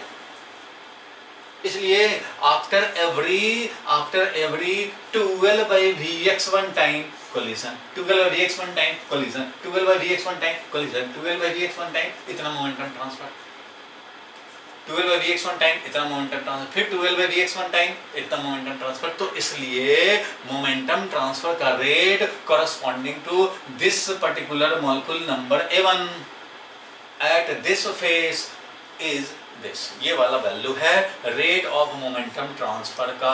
ये बात क्लियर हुआ। ये 5000 पर मंथ का मनी करंट है रमेश के पॉकेट में, 5000 पर सेकेंड नहीं है। इसलिए ये टाइम कितना लग रहा है वो मैटर नहीं करता, कितने टाइम के बाद वो मॉलिक्यूल फिर से कोलाइड करेगा वो मैटर करता है। After this much time, after every this much time, there will be change in momentum 2mvx1 corresponding to particular molecule A1 at a particular phase EBCZ। समझ में आया ये बात? चलो ये बात अब पक्का हो गया कि ये फोर्स लगा। इट मीन्स ये फोर्स जो एक्स डायरेक्शन में मोशन होने से एक number molecule, first number molecule के लिए जो फोर्स मिला हमें वो ये मिल गया 2mvx1 का स्क्वायर डिवाइडेड बाई, और ये 2 कैंसिल हो जाएगा और ये बच जाएगा L। कैपिटल L लिखो चाहे स्मॉल L लिखो, बात देखिए। चलो L लिखा तो ये 2 क्या हो गया? कैंसिल हो गए। 2 क्या हो गए भाई? तो कैंसिल हो गए, ठीक है। 2 कैंसिल हो गए। ये मिला हमें एक मॉलिक्यूल के चलते एक फेस पे लगने वाला फोर्स। इस तरह से अगर हम लोग निकालना चाहें कि टोटल भाई एक्स डायरेक्शन ऑफ मोशन होने से ये फेस पे कितना फोर्स लग रहा है, इस EBCG फेस पे कितना लग रहा है फोर्स, तो हमें करना पड़ेगा सम। क्योंकि बड़े सारे मॉलिक्यूल है भाई, किसी का Vx1 कुछ है, किसी का Vx1 कुछ है, किसी का कुछ है, Vxy, Vx2, Vx3, सबका अपना अपना है भाई। हर मॉलिक्यूल इधर उधर मूव कर रहा है, उसका कुछ एक्स कंपोनेंट है, चाहे वो पॉजिटिव में हो निगेटिव में। निगेटिव होगा तो पहले उधर को कोलिजन करके तब इधर करेगा, फिर उधर करेगा, इधर तब करेगा भाई, वो भी तो इस पे कोलाइड करेगा। इसलिए इन सबको सम करने पड़ेंगे, दैट इज m/L और Vx1 square divided by L। ठीक था, Vx1 square mvx1 square divided by L, यही हो गया। m/L एक बार लिख ही दिया। ये मिला हमें, क्लियर है? यहाँ तक मिला, ठीक है भाई। ये मिला फोर्स, ये मिला force due to all molecules. ये तो ड्यू टू 1 मॉलिक्यूल ओनली, ये तो 1 मॉलिक्यूल का कंट्रीब्यूशन था भाई फोर्स लगाने में इस वाले फेस पे, और ये है पूरे मॉलिक्यूल, ऑल मॉलिक्यूल्स का। ऑल मॉलिक्यूल्स का ये कोलिजन हुआ किस वाले फेस पे, यही ई बी सी जी फेस पे कोलिजन करने से ये बना है उस पे लगने वाला फोर्स, ये बना है Fx पूरा force due to all molecules. अब ये फोर्स मिल गया तो अब मैं देखो इसको हटा रहा हूँ, लिखा हुआ सब मैं दिखा दूंगा, लेकिन अभी आपको मेन चीज समझ लेने हैं एक ही बार, इसलिए बार बार मिटा मिटा के आपको समझा रहा हूँ। अब जरा देखा जाए इस पे, चलो ब्लैक पेन का कर देता हूँ अभी काम। अब देखो ये Fx मिल गया, ये मिल गया Fx ऑल मॉलिक्यूल्स का कंट्रीब्यूशन। तो प्रेशर बताओ अब उस पर कितना हो जाएगा। अब ऑल मॉलिक्यूल का कंसीडर हो गया, जैसे ही समेशन आया तो ऑल मॉलिक्यूल्स का कंसीडर हो गया कंट्रीब्यूशन। अब प्रेशर कितना हो जाएगा भाई, तो प्रेशर हो जाएगा force upon area, force upon area, face का एरिया। फोर्स कितना था भाई, तो फोर्स था समेशन m/l और Vx1 स्क्वायर, Vx1 स्क्वायर, यानी कि समेशन करेंगे फर्स्ट वाले के लिए Vx1 स्क्वायर, सेकंड वाला आएगा तो Vx2 स्क्वायर और फिर Vx3 स्क्वायर। ये समेशन का मतलब तो समझते हो ना भाई, फर्स्ट वाला मॉलिक्यूल है तो m/l Vx1 स्क्वायर, इसका मीनिंग हो गया कि m/l Vx1 स्क्वायर। देखो इसका मीनिंग मैं लिख दे रहा हूँ नीचे कि क्या हुआ, ये समेशन का क्या मीनिंग हुआ, इसका मीनिंग ये हो गया कि ये वैल्यू लिखा जाएगा जो वो इस तरह से लिखा जाएगा भाई, देखो ये लिखा जाएगा कैसे, तो m Vx1 square, m Vx1 square divided by l plus m Vx2 square divided by l plus, फिर देखो ये बढ़ता जाएगा, समेशन हो जा रहा है m into Vx3 square divided by l plus m Vx4 square divided by l and so on, चलता जाएगा चलता जाएगा चलता जाएगा। सब समझ गए इसका मीनिंग क्या हुआ, मीनिंग ये समेशन सब में करने हैं डिवाइडेड बाई एरिया। एरिया बताओ कितना होगा भाई, तो एरिया होगा फेस एरिया, बोलो कितना है, तो ये भी तो एल है, ये क्यूब था, एक क्यूब था, तो ये एल है तो ये भी एल है, ये भी एल है, तो ये सब एल एल का है, इसलिए कितना हो जाएगा एल स्क्वायर। इसलिए प्रेशर जो एक्स डायरेक्शन मोशन से इस फेस पे बनेगा वो प्रेशर कितना हो जाएगा भाई, तो summation of m by L cube Vx1 square. Vx1 square मतलब ये फर्स्ट टाइम 1 आएगा, सेकंड टाइम 2 हो जाएगा, 3 हो जाएगा, 4 हो जाएगा, ऐसे चलता रहेगा जैसे ये चल रहा है। ठीक है, यहाँ तक क्लियर है, क्लियर है भाई यहाँ तक। ये प्रेशर हो गया, ये प्रेशर हो गया एक्स डायरेक्शन मोशन होने से इस पे प्रेशर हो गया। ठीक है, आप चाहो तो इतना में नोट भी कर सकते हो, आप चाहो तो इन सब में नोट भी कर सकते हो भाई, मैं ऐसे डिराइव कर रहा हूँ, इसमें जो लिखने वाला बात है बीच बीच में वो मैं बोल रहा हूँ, आप समझते चलेंगे। सबसे पहले हमने चेंज इन मोमेंटम निकाला, फोर्स निकाला, सिंगल मॉलिक्यूल कंसीडर करके ये निकाला, सिंगल मॉलिक्यूल करके उसका फोर्स निकाला, वो जब फोर्स मिल गया तो फिर सारे मॉलिक्यूल पे हम लोगों ने जनरलाइज कर दिया समेशन अप्लाई करके, और इसका मीनिंग क्या हुआ भाई, सब एक एक करके आएंगे, सबके कंट्रीब्यूशन काउंट होंगे ये, और इसी को इतना बड़ा बड़ा थोड़ी एक्सप्रेशन लिखेंगे, समेशन में लिखेंगे, ये आ गया हमें। ठीक है, pressure in x direction motion के लिए इस वाले फेस पे लगा। अब चलो देखो, अब हमारा थर्ड स्टेप का काम चालू होगा। चलो देखो भाई, अब क्या करना है हम लोगों को, तो जिस तरह से एक्स डायरेक्शन में मोशन होने के लिए ये प्रेशर आया, सिमिलरली वाई डायरेक्शन में सबके मोशन हो रहे भाई, सबके कुछ ना कुछ, हम वाई डायरेक्शन में भी है, ऐसे कोलाइड कर रहा है, फिर नीचे वाले पे कोलाइड कर रहा है, फिर ऐसे कर रहा है कोलाइड, फिर ऐसे, तो फेस, टॉप फेस और बॉटम फेस के बीच में भी तो कोलिजन हो रहे हैं, बाकी कंपोनेंट छोड़ो, सिर्फ वाई कंपोनेंट को काउंट करो। तो ऐसे कंडीशन में प्रेशर तो सेम वही एनालिसिस होगा, एक्स के बदले वाई हो जाएगा, तो क्या मिल जाएगा, pressure for y direction motion वो क्या हो जाएगा हमें, तो summation m upon l cube और यहाँ Vy1 स्क्वायर, यानी Vy1 square, Vy2 square, Vy3 square, ऐसे हो जाएगा। और सिमिलरली Pz डायरेक्शन में मोशन के लिए z डायरेक्शन इधर जाए इधर जाए इधर जाए इधर जाए, ऐसे ऐसे जो कोलिजन हो रहे हैं, मीन्स ये वाला फेस पे पहले टॉप, पहले जो फ्रंट वाला फेस पे कोलिजन हुआ, फिर उधर वाला, तो किसी एक फेस को कंसीडर करोगे तो उसके लिए z डायरेक्शन ऑफ मोशन के लिए हो जाएगा m बाई एल क्यूब और Vz1 स्क्वायर, ऐसा हो जाएगा। ठीक है, Px, Py, Pz तीनों हमें मिल गया। क्लियर है यहाँ तक, क्लियर है यहाँ तक भाई, बिल्कुल क्लियर है। अब देखो इसको जनरलाइज कर रहे हैं कैसे, अब ये लास्ट स्टेप का काम कर रहे हैं, यही मेन इंपॉर्टेंट काम है। प्रेशर हमें मिल चुका है, एक्स डायरेक्शन ऑफ मोशन होने के लिए इस वाले फेस पे या इस वाले फेस पे जो प्रेशर बनेगा वो ये बनेगा एक्स डायरेक्शन ऑफ मोशन के कॉरस्पॉन्डिंग। सिमिलरली वाई डायरेक्शन में जब मोशन होगा तो इसके कॉरस्पॉन्डिंग टॉप और बॉटम फेस पे हमारा कोलिजन्स होते रहेंगे। सारे मॉलिक्यूल का जब काउंट कर लेंगे ये मिल जाएगा। समेशन के कर दिया तो सारे मॉलिक्यूल काउंट हुआ, समेशन हटा दोगे तो एक मॉलिक्यूल का काउंट होगा। सिमिलरली इधर बैक फ्रंट और बैक वाले फेस के लिए जेड डायरेक्शन मोशन होने के लिए वो ये वाला प्रेशर बन रहा है भाई। और तुम्हें पता है कि गैस मॉलिक्यूल ये देख के थोड़ी चलता है कि इधर वाले पे कोलिजन ज्यादा करना है इधर वाले पे कम करना है। गैस मॉलिक्यूल का pressure in case of equilibrium जो हमारा ये इक्विलिब्रियम स्टेट में होता है तो इधर का मोशन इधर का मोशन उधर का मोशन उधर का मोशन सब आइडेंटिकल है। कोई एक पर्टिकुलर डायरेक्शन फेवरेबल नहीं होता, हर डायरेक्शन में हो रहे हैं कोलिजन्स, हर डायरेक्शन में जा रहे हैं। ऐसा नहीं बोला जाए कि टॉप फेस पे ज्यादा कोलिजन कराएंगे या इधर वाले पे ज्यादा कोलिजन, ऐसा कुछ भी नहीं होता है। गैस मॉलिक्यूल मस्त चलता जा रहा है, उसको क्या पता कि कंटेनर ऐसे घुमा कर रखा हुआ है कि ऐसा रखा हुआ है, वो तो मस्त अपने नशे में चल रहा है, कोलिजन हो रहा है, होने दो, चलो चलो भाई।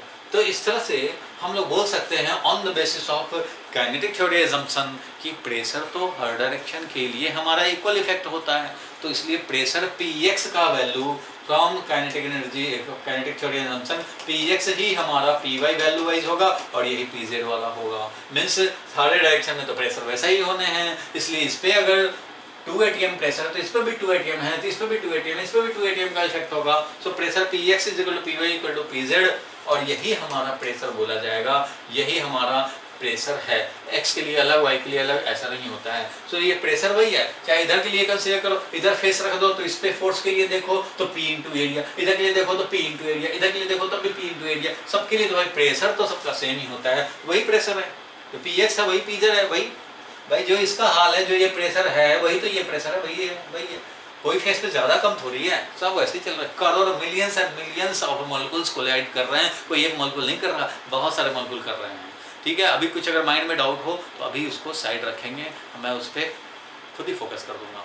अभी जो कहा जा रहा है वैसे वैसे चलते जाओ, वैसे चलते देखते जाओ।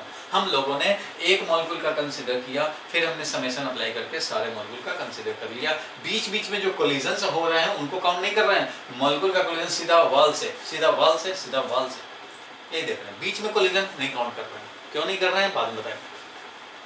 फिलहाल ये मॉलिक्यूल इस पे कोलिजन किया, इस पे किया, इस पे किया, Px बना, इस पे करता रहा, Py बना, इस पे करता रहा, फ्रंट बैक पे Pz बना, और बाइस इक्विलिब्रियम कंडीशन ये सेम है। और ये अगर सेम है, same as the gas is in equilibrium, equilibrium में है तो हर तरफ प्रेशर का इफेक्ट सेम है। तो मैं ये बोलूँ कि जब ये तीनों सेम ही हैं तो ये प्रेशर क्यों ना हम लोग ऐसे लिख दें कि चलो भाई तीनों तरफ जब सेम ही है तो तीनों को हम लोग ऐड कर देते हैं, Px plus Py plus Pz, और जब 3 बार ऐड किए हैं तो 3 से डिवाइड कर देते हैं और इस तरह से हमें मिल जाएगा ये प्रेशर का वैल्यू। आप बोलेंगे ऐसा कर क्यों रहे हैं, जब हमें प्रेशर 2 atm है तो ये भी 2 atm 2 atm 2 atm है, तो फिर ये 2 atm 6 atm डिवाइडेड बाई 3 करके 2 atm ला रहे हैं। ये ऐसा क्यों कर रहे हैं भाई, ऐसा कर रहे हैं एक लॉजिक है, क्योंकि ये स्टैंडर्ड नहीं है। ये जो तुम्हारा प्रेशर का एक्सप्रेशन आ रहा है दिस इज नॉट स्टैंडर्ड। अरे x1 y1 ये क्या कंपोनेंट थोड़ी दिया रहेगा, नहीं दिया रहेगा, तो ये दिस इज नॉट स्टैंडर्ड। इसको स्टैंडर्डाइज कर रहे हैं। स्टैंडर्डाइज करने के लिए हमें ये काम करने पड़ रहे हैं कि अगर तीनों का सम करें डिवाइडेड बाई 3 करें तो भी प्रेशर मिलेगा हमें, और सम करने से क्या हो जाएगा, एक फायदा मिल जाएगा, फायदा मिल जाएगा। फायदा क्या मिल जाएगा वो भी देख लो, फायदा क्या मिल जाएगा वो भी देख लो। चलो मैं इसको इधर मिटाता हूँ और ये जरा देखो कि क्या फायदा हमें मिलेगा। क्या फायदा मिलेगा, वो तो जबरदस्त फायदा मिल जाएगा कि हमें एक स्टैंडर्ड एक्सप्रेशन मिल जाएगा। देखो भाई क्या फायदा मिल जाएगा, फटाफट देख लिया जाए। चलो तो प्रेशर अब मैं लिख रहा हूँ यही वाला प्रेशर, इसी को मैं आगे बढ़ा रहा हूँ। बताओ भाई, तो 1/3 बाहर ही ले रहे हैं, 1/3 बाहर ही ले कर दे रहे हैं। Px plus Py plus Pz, Px था वो था, Px क्या था भाई, तो Px था summation of m upon L Q और इंटू Vx1 स्क्वायर, यही था। तो वही काम मैं यहाँ करने जा रहा हूँ। देखो 1/3 ये वाला 1/3 बाहर ले लिया और अब Px plus Py plus Pz करना है। Px लिख रहा हूँ मैं, Px लिख रहा हूँ तो m Vx1 square divided by L Q. L Q को भी बाहर ले लें तो ज़्यादा अच्छा, सब में तो एल क्यू आएगा, सब में जब तीनों सम करेंगे सब में एल क्यू आएगा। रहने दें, चलो छोड़ देते हैं, एक बार एक स्टेप रहने देते हैं। एम, अभी मैं उसी को लिख रहा हूँ, M V X two square divided by L Q plus so on चलता रहेगा। ये हो गया P X plus P Y लिखूंगा, पी वाई भी लिखूंगा भाई। पी वाई जब लिखेंगे तो क्या लिखेंगे, तो M by L Q, M by L Q और वी वाई वन का square plus M by L Q V Y two का square plus M by L Q और वी वाई थ्री का स्क्वायर एंड सो ऑन। ऐसा करेंगे। फिर P Z भी लिखोगे, तो पी जेड लिखोगे तो क्या लिखोगे भाई, तो वैसे ही एम बाई एल क्यू और V Z one square plus M by L Q और V Z two square and so on. ऐसे ही कर दें,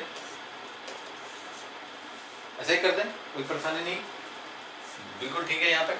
अब जरा देखें हम लोग नेक्स्ट स्टेप, हमने क्या किया, कुछ नहीं किया है, कुछ खास नहीं किया भाई। क्या किया, तो इस सबको समेसन छोड़ा, सबको हम लोगों ने ऐसे प्लस प्लस करके दिखा दिया। इससे फायदा क्या होगा, वही तो मेन बात है। एल क्यू को भी बाहर ले लिया, चलो एल क्यू को भी बाहर ले लिया, लोगों ने एल क्यू को भी बाहर ले लिया। एल क्यू सब में भाई, चलो बाहर आओ। एम एम एम भी सब में है, वो भी बाहर निकाल दे तो ज़्यादा अच्छा रहेगा। चलो एम भी बाहर निकाल दिया, एम भी बाहर निकल गया। बचा क्या, V X one square plus V X two square plus V X three square plus so on, ठीक है, plus V Y one square plus V Y two square. देखो भाई 3 मास का डेरिवेशन है, ऐसे ही थोड़ी मिल जाएगा। वी वाई थ्री स्क्वायर ऐसे, फिर प्लस वी जेड वन का square plus V Z two का square plus V Z three का स्क्वायर एंड सो ऑन। ठीक है, यहाँ तक क्लियर है, आगे बढ़ाएं। तो समझ गए, पी एक्स था, पी वाई था, पी जेड था, क्योंकि सब सेम है तो तीनों का सम करके डिवाइडेड बाई 3 कर दो, मिल जाएगा। इससे फायदा क्या होगा वो अभी नेक्स्ट स्टेप में तुम्हें समझ में आ जाएगा। इसका फायदा क्या मिला हमें, क्या फायदा मिला। तो प्रेशर का ये एक्सप्रेशन आ चुका है भाई, प्रेशर का ये एक्सप्रेशन आ चुका है। अब जरा देखो कि इससे कैसे हमें मिल जाएगा। तो प्रेशर इज इक्वल टू, अब देखो मैं क्या लिख रहा हूँ, एम अपॉन 3L3 तो बाहर है, एम अपॉन 3L3 बाहर है, एम अपॉन 3L3 बाहर है। और Vx1 ध्यान देना, Vx1 इसको हम लोग Vy1 के साथ लिखें, क्योंकि सब तो सम ही है। इनका सम करो, इनका सम करो, इनका सम करो, करते रहो भाई। तो 1 वाले को एक साथ कर दे, V, तो ये हो गया Vx1 का स्क्वायर प्लस Vy1 का स्क्वायर प्लस Vz1 का स्क्वायर। देखो अभी क्या था हमारा, x कंपोनेंट एक साथ, y कंपोनेंट एक साथ आ रहा था, z कंपोनेंट। अब मैं क्या कर रहा हूँ कि सबको जब समय किया हुआ है तो क्यों ना पहले हम लोग 1 वाले मॉलिक्यूल का एक साथ कर दिया, फिर हम लोग 2 वाले मॉलिक्यूल को एक साथ कर दो भाई, 2 वाले को एक साथ कर दो, यानी कि मिल जाएगा। अब उसके बाद हमें तो वो मिल जाएगा Vx2 का स्क्वायर प्लस Vy2 का स्क्वायर प्लस Vz2 का स्क्वायर। चलो भाई ये हो गया, प्लस अब आ जाएगा उसके बाद 3 वाले का, तो Vx3 का स्क्वायर प्लस Vy3 का स्क्वायर प्लस Vz3 का square and so on, dot dot dot मिल जाएगा। और यहाँ तो प्रेशर हमें मिल ही रहा है भाई, स्टैंडर्ड है ही, m/3 और L और ये Q है, इसलिए प्रेशर जो फाइनली आया वो m/3L3 एज इट इज रहने दें। और यहाँ क्या लिखें, तो इसको लिख सकते हो V1 स्क्वायर, इस पूरे को लिख सकते हैं हम लोग V1 स्क्वायर, इस पूरे को क्या लिख सकते हैं V2 स्क्वायर। बोलो क्यों,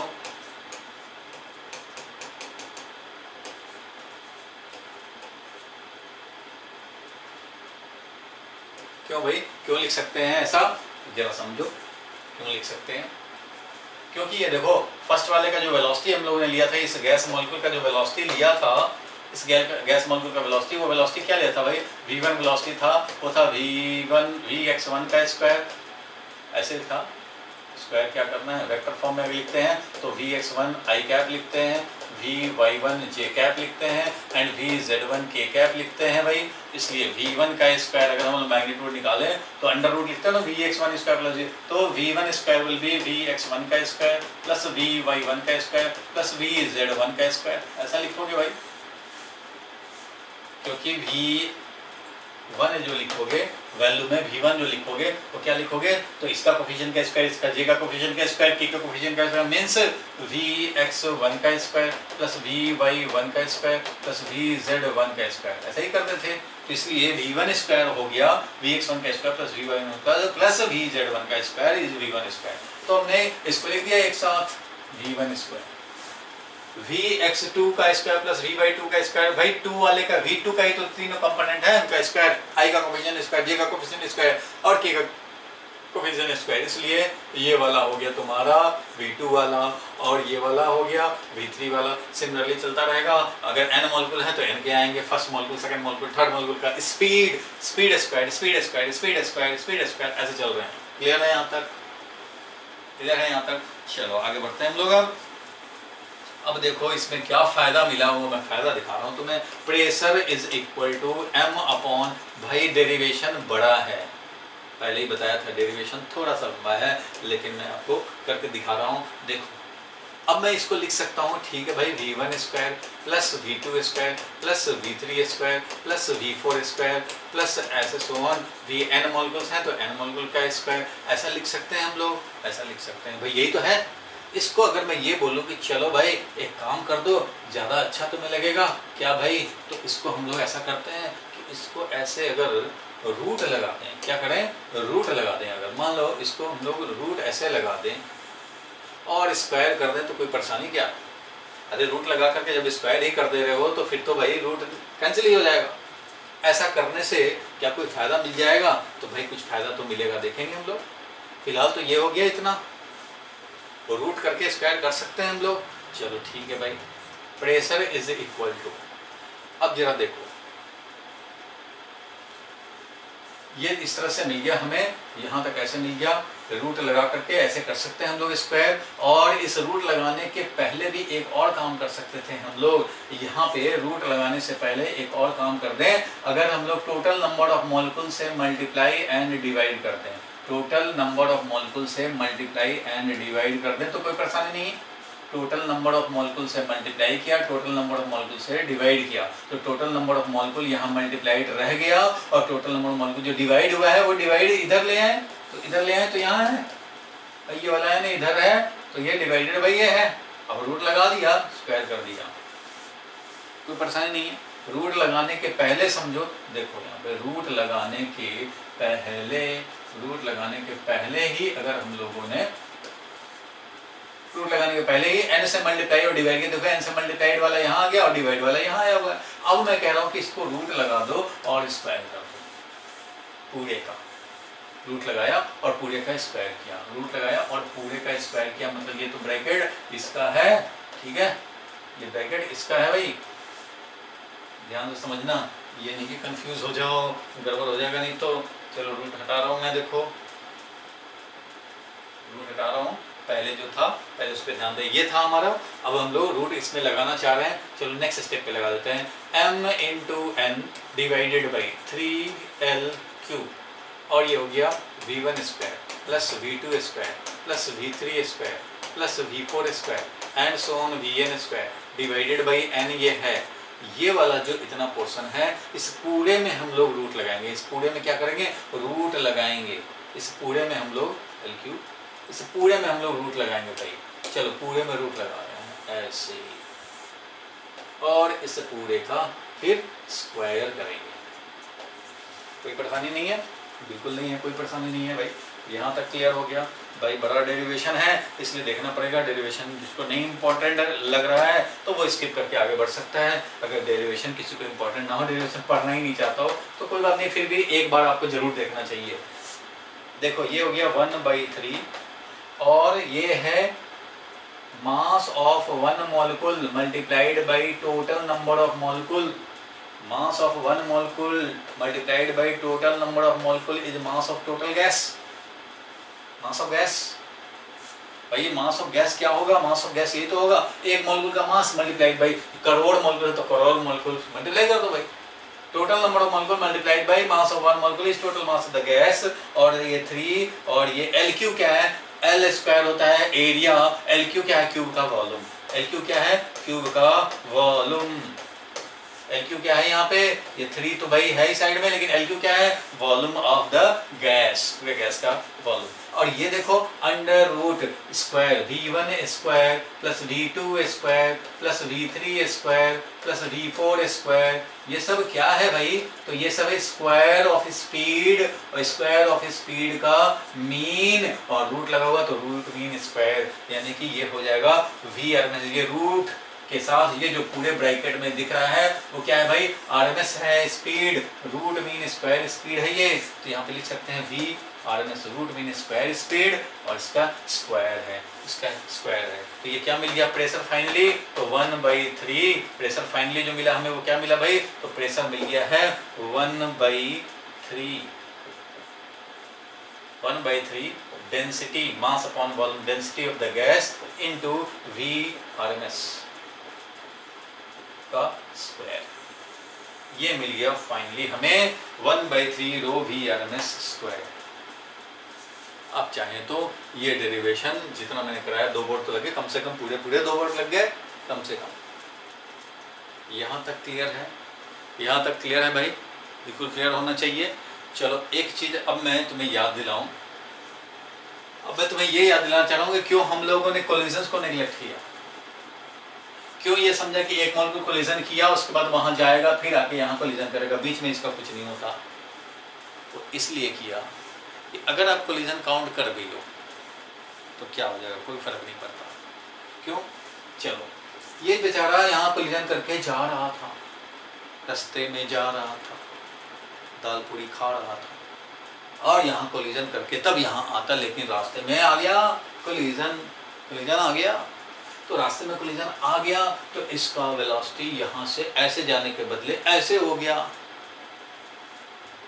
तो यहाँ millions and millions of molecules हैं।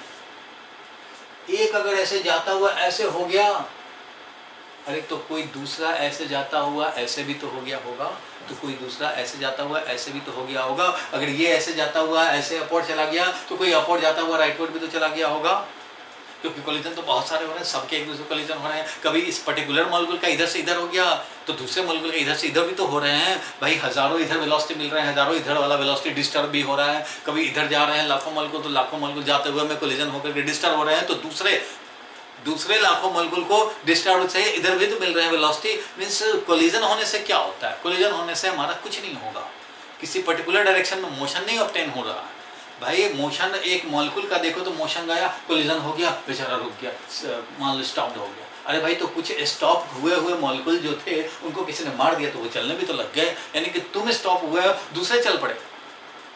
जिस तरह से काम तो वही हो रहा है, मॉलिक्यूल बदल जाएंगे। ये जो मॉलिक्यूल था वो एग्जैक्टली वही जाकर के नहीं कोलिजन करेगा, लेकिन इसका कोलिजन हुआ तो उसके बदले में दूसरे कोलिजन को उसको मिल भी रहा है और ऐसे चलते हुए ये इधर आ रहा है। इसलिए बीच में कोलिजन होने से क्या होता है? रैंडमाइज हो जाता है। कोलिजन होने से किसी एक का वेलोसिटी रैंडमाइज हो जाता है। ऐसे कोलिजन कंटिन्यूअसली चल रहे हैं भाई, फिर भी कंटिन्यूअसली लोग मॉलिक्यूल्स उधर जा रहे हैं उधर आ रहे हैं, बदल के मॉलिक्यूल जा रहे हैं। जो गया है वही जरूरी नहीं कि वहां जाए, जो एक मॉलिक्यूल है वही जरूरी नहीं कि वहां जाए और वहां है। बीच में कोलिजन्स बहुत सारे हो रहे हैं, लेकिन ये नहीं जाएगा तो इसका भाई तो जा रहा है। उधर से आने समय कोलिजन हो गया, वो बेचारा बिछड़ गया। अरे भाई रमेश बिछड़ गया, लेकिन उसके बदले में सुरेश को तो मिल चुका है इधर, क्योंकि ये मलने बिछड़ना चल रहा है। और करोड़ों मॉलिक्यूल को किसी ने स्टॉप कर दिया तो भाई दूसरे स्टॉप्ड मॉलिक्यूल आगे बढ़ भी तो गए।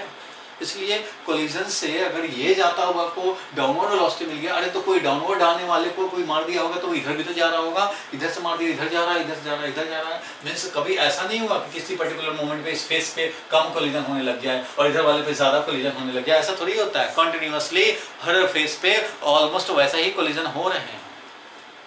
इसलिए कोलिजन के काउंट करने से कोई फायदा नहीं है। कोलिजन होने से रैंडमाइज हो जाता है, तो रैंडम वाले को पर्टिकुलर उधर वेलोसिटी भी मिल जाता है। इसलिए हर समय हर डायरेक्शन में millions and millions of molecules collision करते हुए भी मूव कर रहे हैं और वॉल पे कंटिन्यूअस कोलिजन धड़ाम धड़ाम धड़ाम धड़ाम हो रहा है और बेचारा परेशान होकर फोर्स झेल रहा है।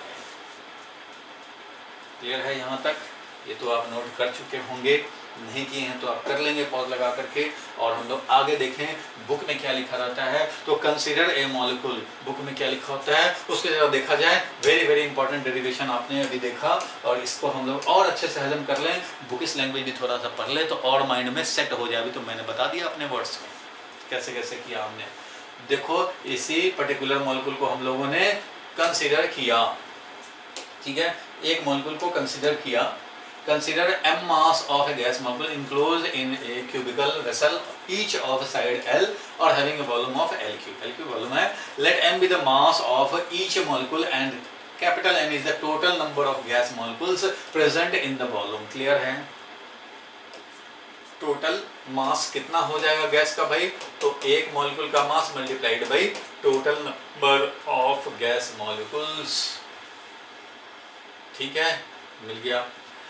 Let these molecules be moving with velocities v1, v2, v3, बहुत सारे velocity से चल रहे हैं, may be, और ठीक है, velocity of a molecule may be considered to be resolved into 3 orthogonal components जो होते हैं x1, y1, z1, v x1, v y1, v z1 along the x, y, z axis, and let us study the effect of motion of one molecule A1 along x axis, one molecule A1 along x axis, इसको consider करें। ठीक है, चलो। Initial momentum of molecule along x axis will be mvx1, mvx1 initial momentum. अगर इस direction को positive लिया तो mvx1 initial momentum on striking the face EBCG, वही EBCG ये वाला फेस स्ट्राइक करने पे the molecule rebounds back with the same speed. क्योंकि प्योर इलास्टिक कोलिजन का मतलब क्या होता है भाई? प्योर इलास्टिक कोलिजन अगर वॉल से मोशन कोलिजन हो तो उतना ही वेलोसिटी से ही वापस भेज देता है। याद होगा प्योर इलास्टिक कोलिजन में व्हेन m1 कोलिजन करने वाला is very very smaller than m2, truck से कोलिजन कर लें या वॉल से कोलिजन कर तो बॉल हमारा जो कॉस्को बॉलर रिबाउंड कर जाता है सेम स्पीड से। तो initial momentum of the molecule mvx1 on striking the face EBC the molecule rebounds back with the same speed and hence final momentum will be -mvx1। Clear है यहाँ तक? तो momentum transfer of the wall EBCG by the molecule A1 in one collision कितना होगा change in momentum भाई? तो mvx1 minus mvx1 that is 2mvx1 is the change in momentum। कितना आया भाई? 2mvx1 जो हम लोग का भी आया था भाई 2mvx1, इतना change in momentum हुआ। क्लियर है यहाँ तक? चलो आगे बढ़े हम लोग। ठीक है भाई, मोमेंटम चेंज हुआ 2mvx1, ये तो क्लियर है यहाँ तक? बिल्कुल क्लियर है। 2mvx1 is the change in momentum। ठीक है, आगे बढ़ते हैं हम लोग भाई, आगे बढ़ते हैं। अब क्या कह रहा है ये? In order to strike the face EBCG, वही वाला, in order to strike the वही face EBCG again, molecule A1 must cover a distance 2L, A1 must cover a distance 2L। ये A1 जो है यहाँ से यहाँ जाएगा, L डिस्टेंस फिर यहाँ से यहाँ आएगा, तब जाके कोलिजन करेगा ये। In order to strike the face EBCG, ये EBCG फेस को स्ट्राइक करने के लिए the molecule A1 must move a distance 2L and hence time between two successive collision of the same molecule, समझो कितना होगा? तो 2L/Vx1 टाइम लगेगा। इसलिए rate of transfer of momentum क्या हो जाएगा? Rate of transfer of momentum उस मॉलिक्यूल का क्या हो जाएगा भाई? तो एक बार कोलिजन में momentum change 2mvx1 change in momentum एक बार कोलिजन का, और ये कितने टाइम इंटरवल पे कोलिजन करेगा भाई? तो 12/Vx1 टाइम पे कोलिजन करेगा। एक बार में मनी कितना मिलेगा? 5000। उसके बाद कितने टाइम इंटरवल के बाद मिलेगा भाई? 1 मंथ पे मिलेगा। तो क्या हो जाएगा? 5000 पर मंथ। अगर मान लो अगर रमेश को मनी मिलता था एवरी 15 डेज पे 5000 तो मनी करंट क्या हो जाता? तो 5000 पर मंथ नहीं, कितना? तो 5000 नहीं 10,000 पर मंथ। कैसे भाई? तो 5000 मिला कितने टाइम के बाद? तो हाफ मंथ के बाद, हाफ मंथ के बाद ही 5000 मिल गया। तो इसका मतलब क्या हो गया? 10,000 पर मंथ, ऐसा हो जाएगा। क्लियर है?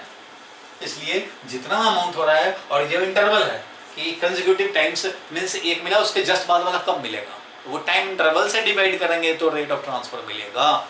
उसी तरह से टाइम इंटरवल से डिवाइड किया तो ये मिला रेट ऑफ ट्रांसफर, जो कि हम लोगों को भी मिला था। ठीक है, यहाँ तक क्लियर है। 2 कैंसिल हो गया था और mv(x1) square divided by l मिल गया था हमारा ये फोर्स एक मॉलिक्यूल का, एक मॉलिक्यूल एक बार पे। क्लियर है यहाँ तक। अब देखो सिमिलरली क्या लिख रहा है भाई, तो similarly due to other molecules momentum is being transferred to the same wall EBCG। Other molecule से भी तो कोलिजन हो रहे हैं, and according to Newton second law of motion the rate of transfer of momentum by the molecules to the wall is the equal to the force exerted by the gas on the said wall. Gas ने overall कितना force लगाया उस wall पे, वो मिलेगा summation करके। तो summation कर दिया। समेशन देखो यहाँ पे थोड़ा सा मिस्टेक है, टाइपिंग मिस्टेक है। यहाँ जब समेशन लगा दिया तो यहाँ पे प्लस प्लस करने की जरूरत नहीं है। समेशन लगा दिया तो बस इतना ही पे स्टॉप लगाओ। अब ये इसकी जरूरत नहीं है। जब तुम सम कर ही रहे हो तो फिर समेशन क्यों लगाओगे भाई, चाहे तो समेशन लगाओ या तो फिर सम करो। तो नहीं भाई, जब हमने समेशन लगा दिया तो अब सम को भूल जाए, ये काम करेंगे। क्लियर है यहाँ तक? ठीक है।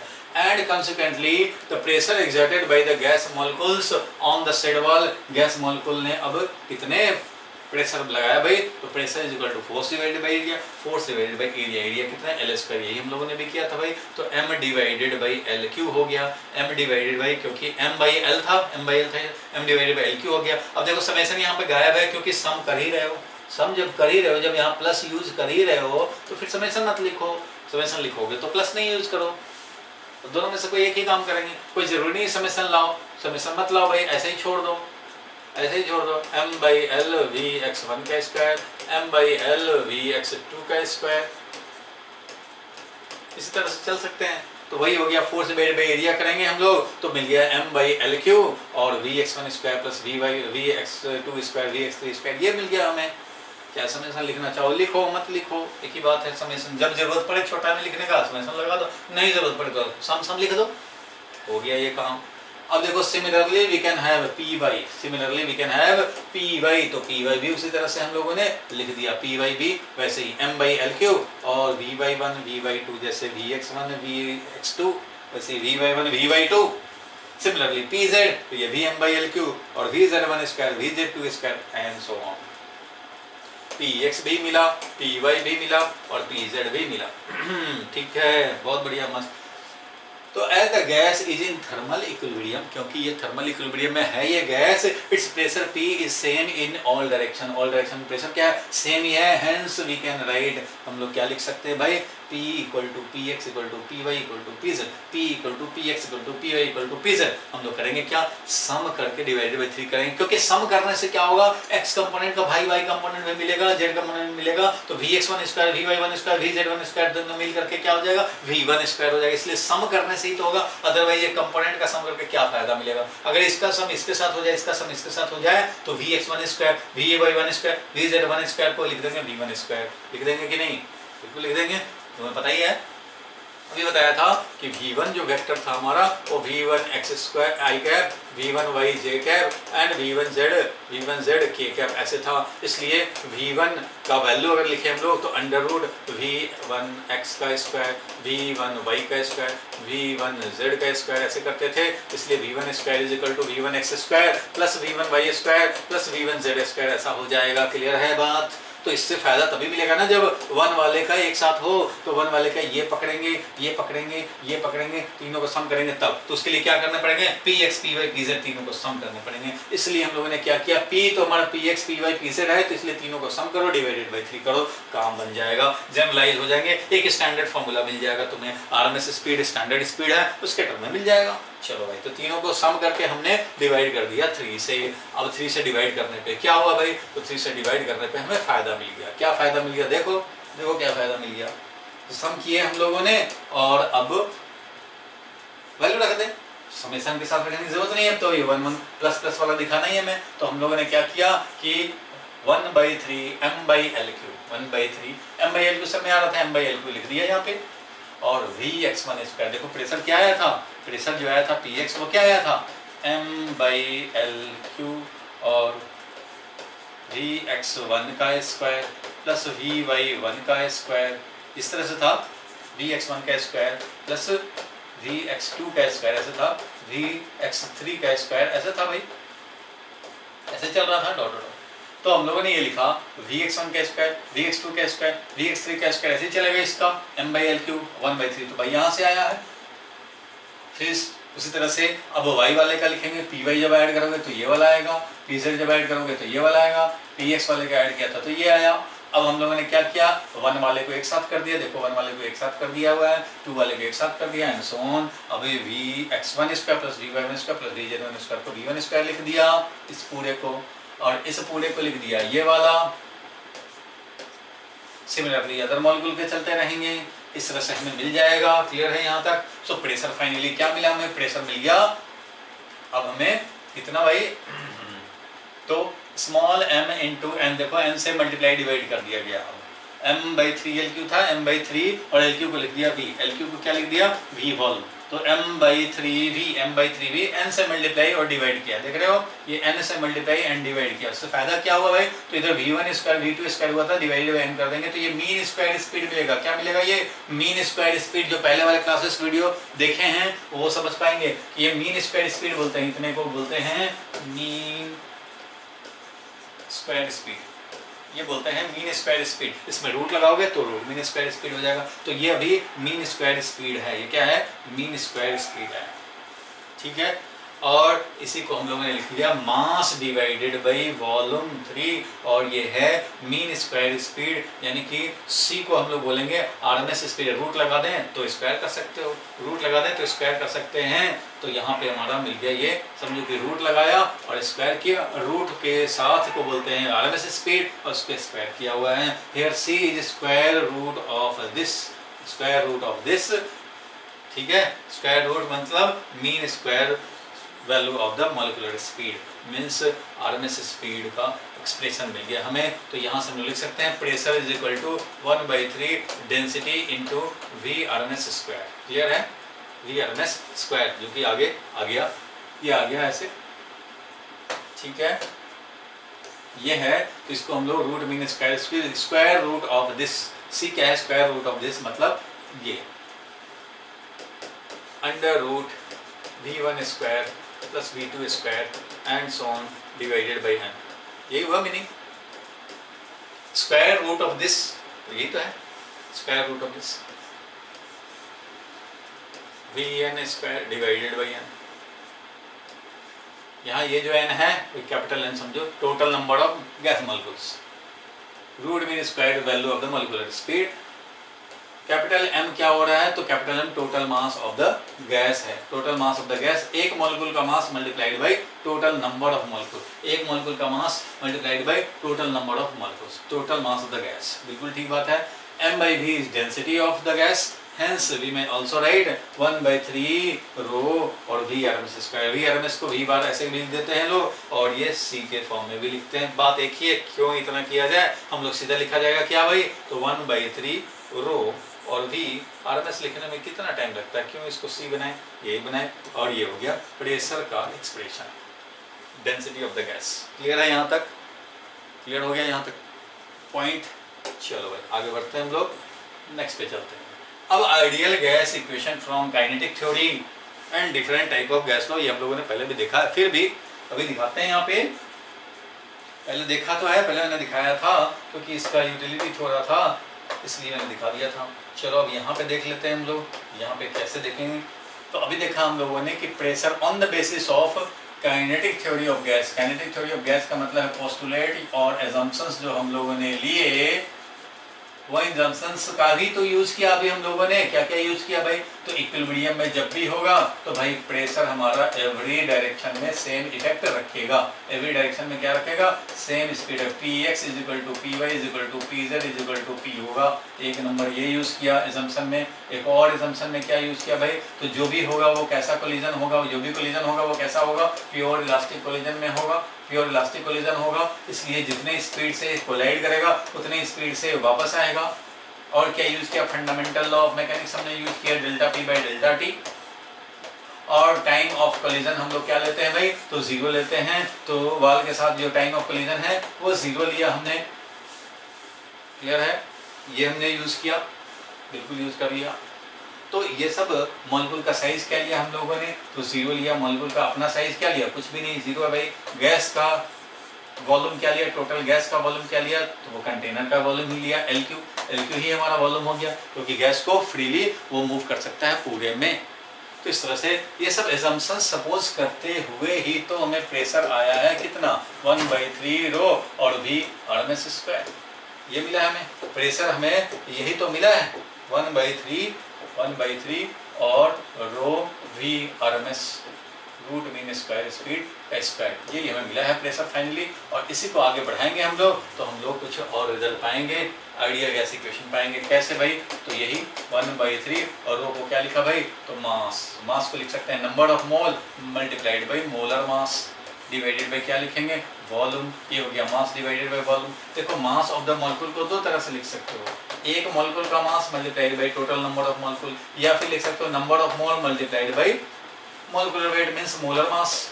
ये बताया था मोलर मास मींस एक मोल मॉलिक्यूल का मास, और ये है नंबर ऑफ मोल। तो ऐसे भी लिख सकते हैं, मास तो एक ही बात है। तो ये है गैस का मास, हमने ऐसे लिख दिया क्योंकि नंबर ऑफ मोल के टर्म में आइडियल गैस इक्वेशन हमें चाहिए। आइडियल गैस इक्वेशन में PV = nRT होता है, PV = nRT होता है, इसलिए हमें n चाहिए, n नंबर ऑफ मोल।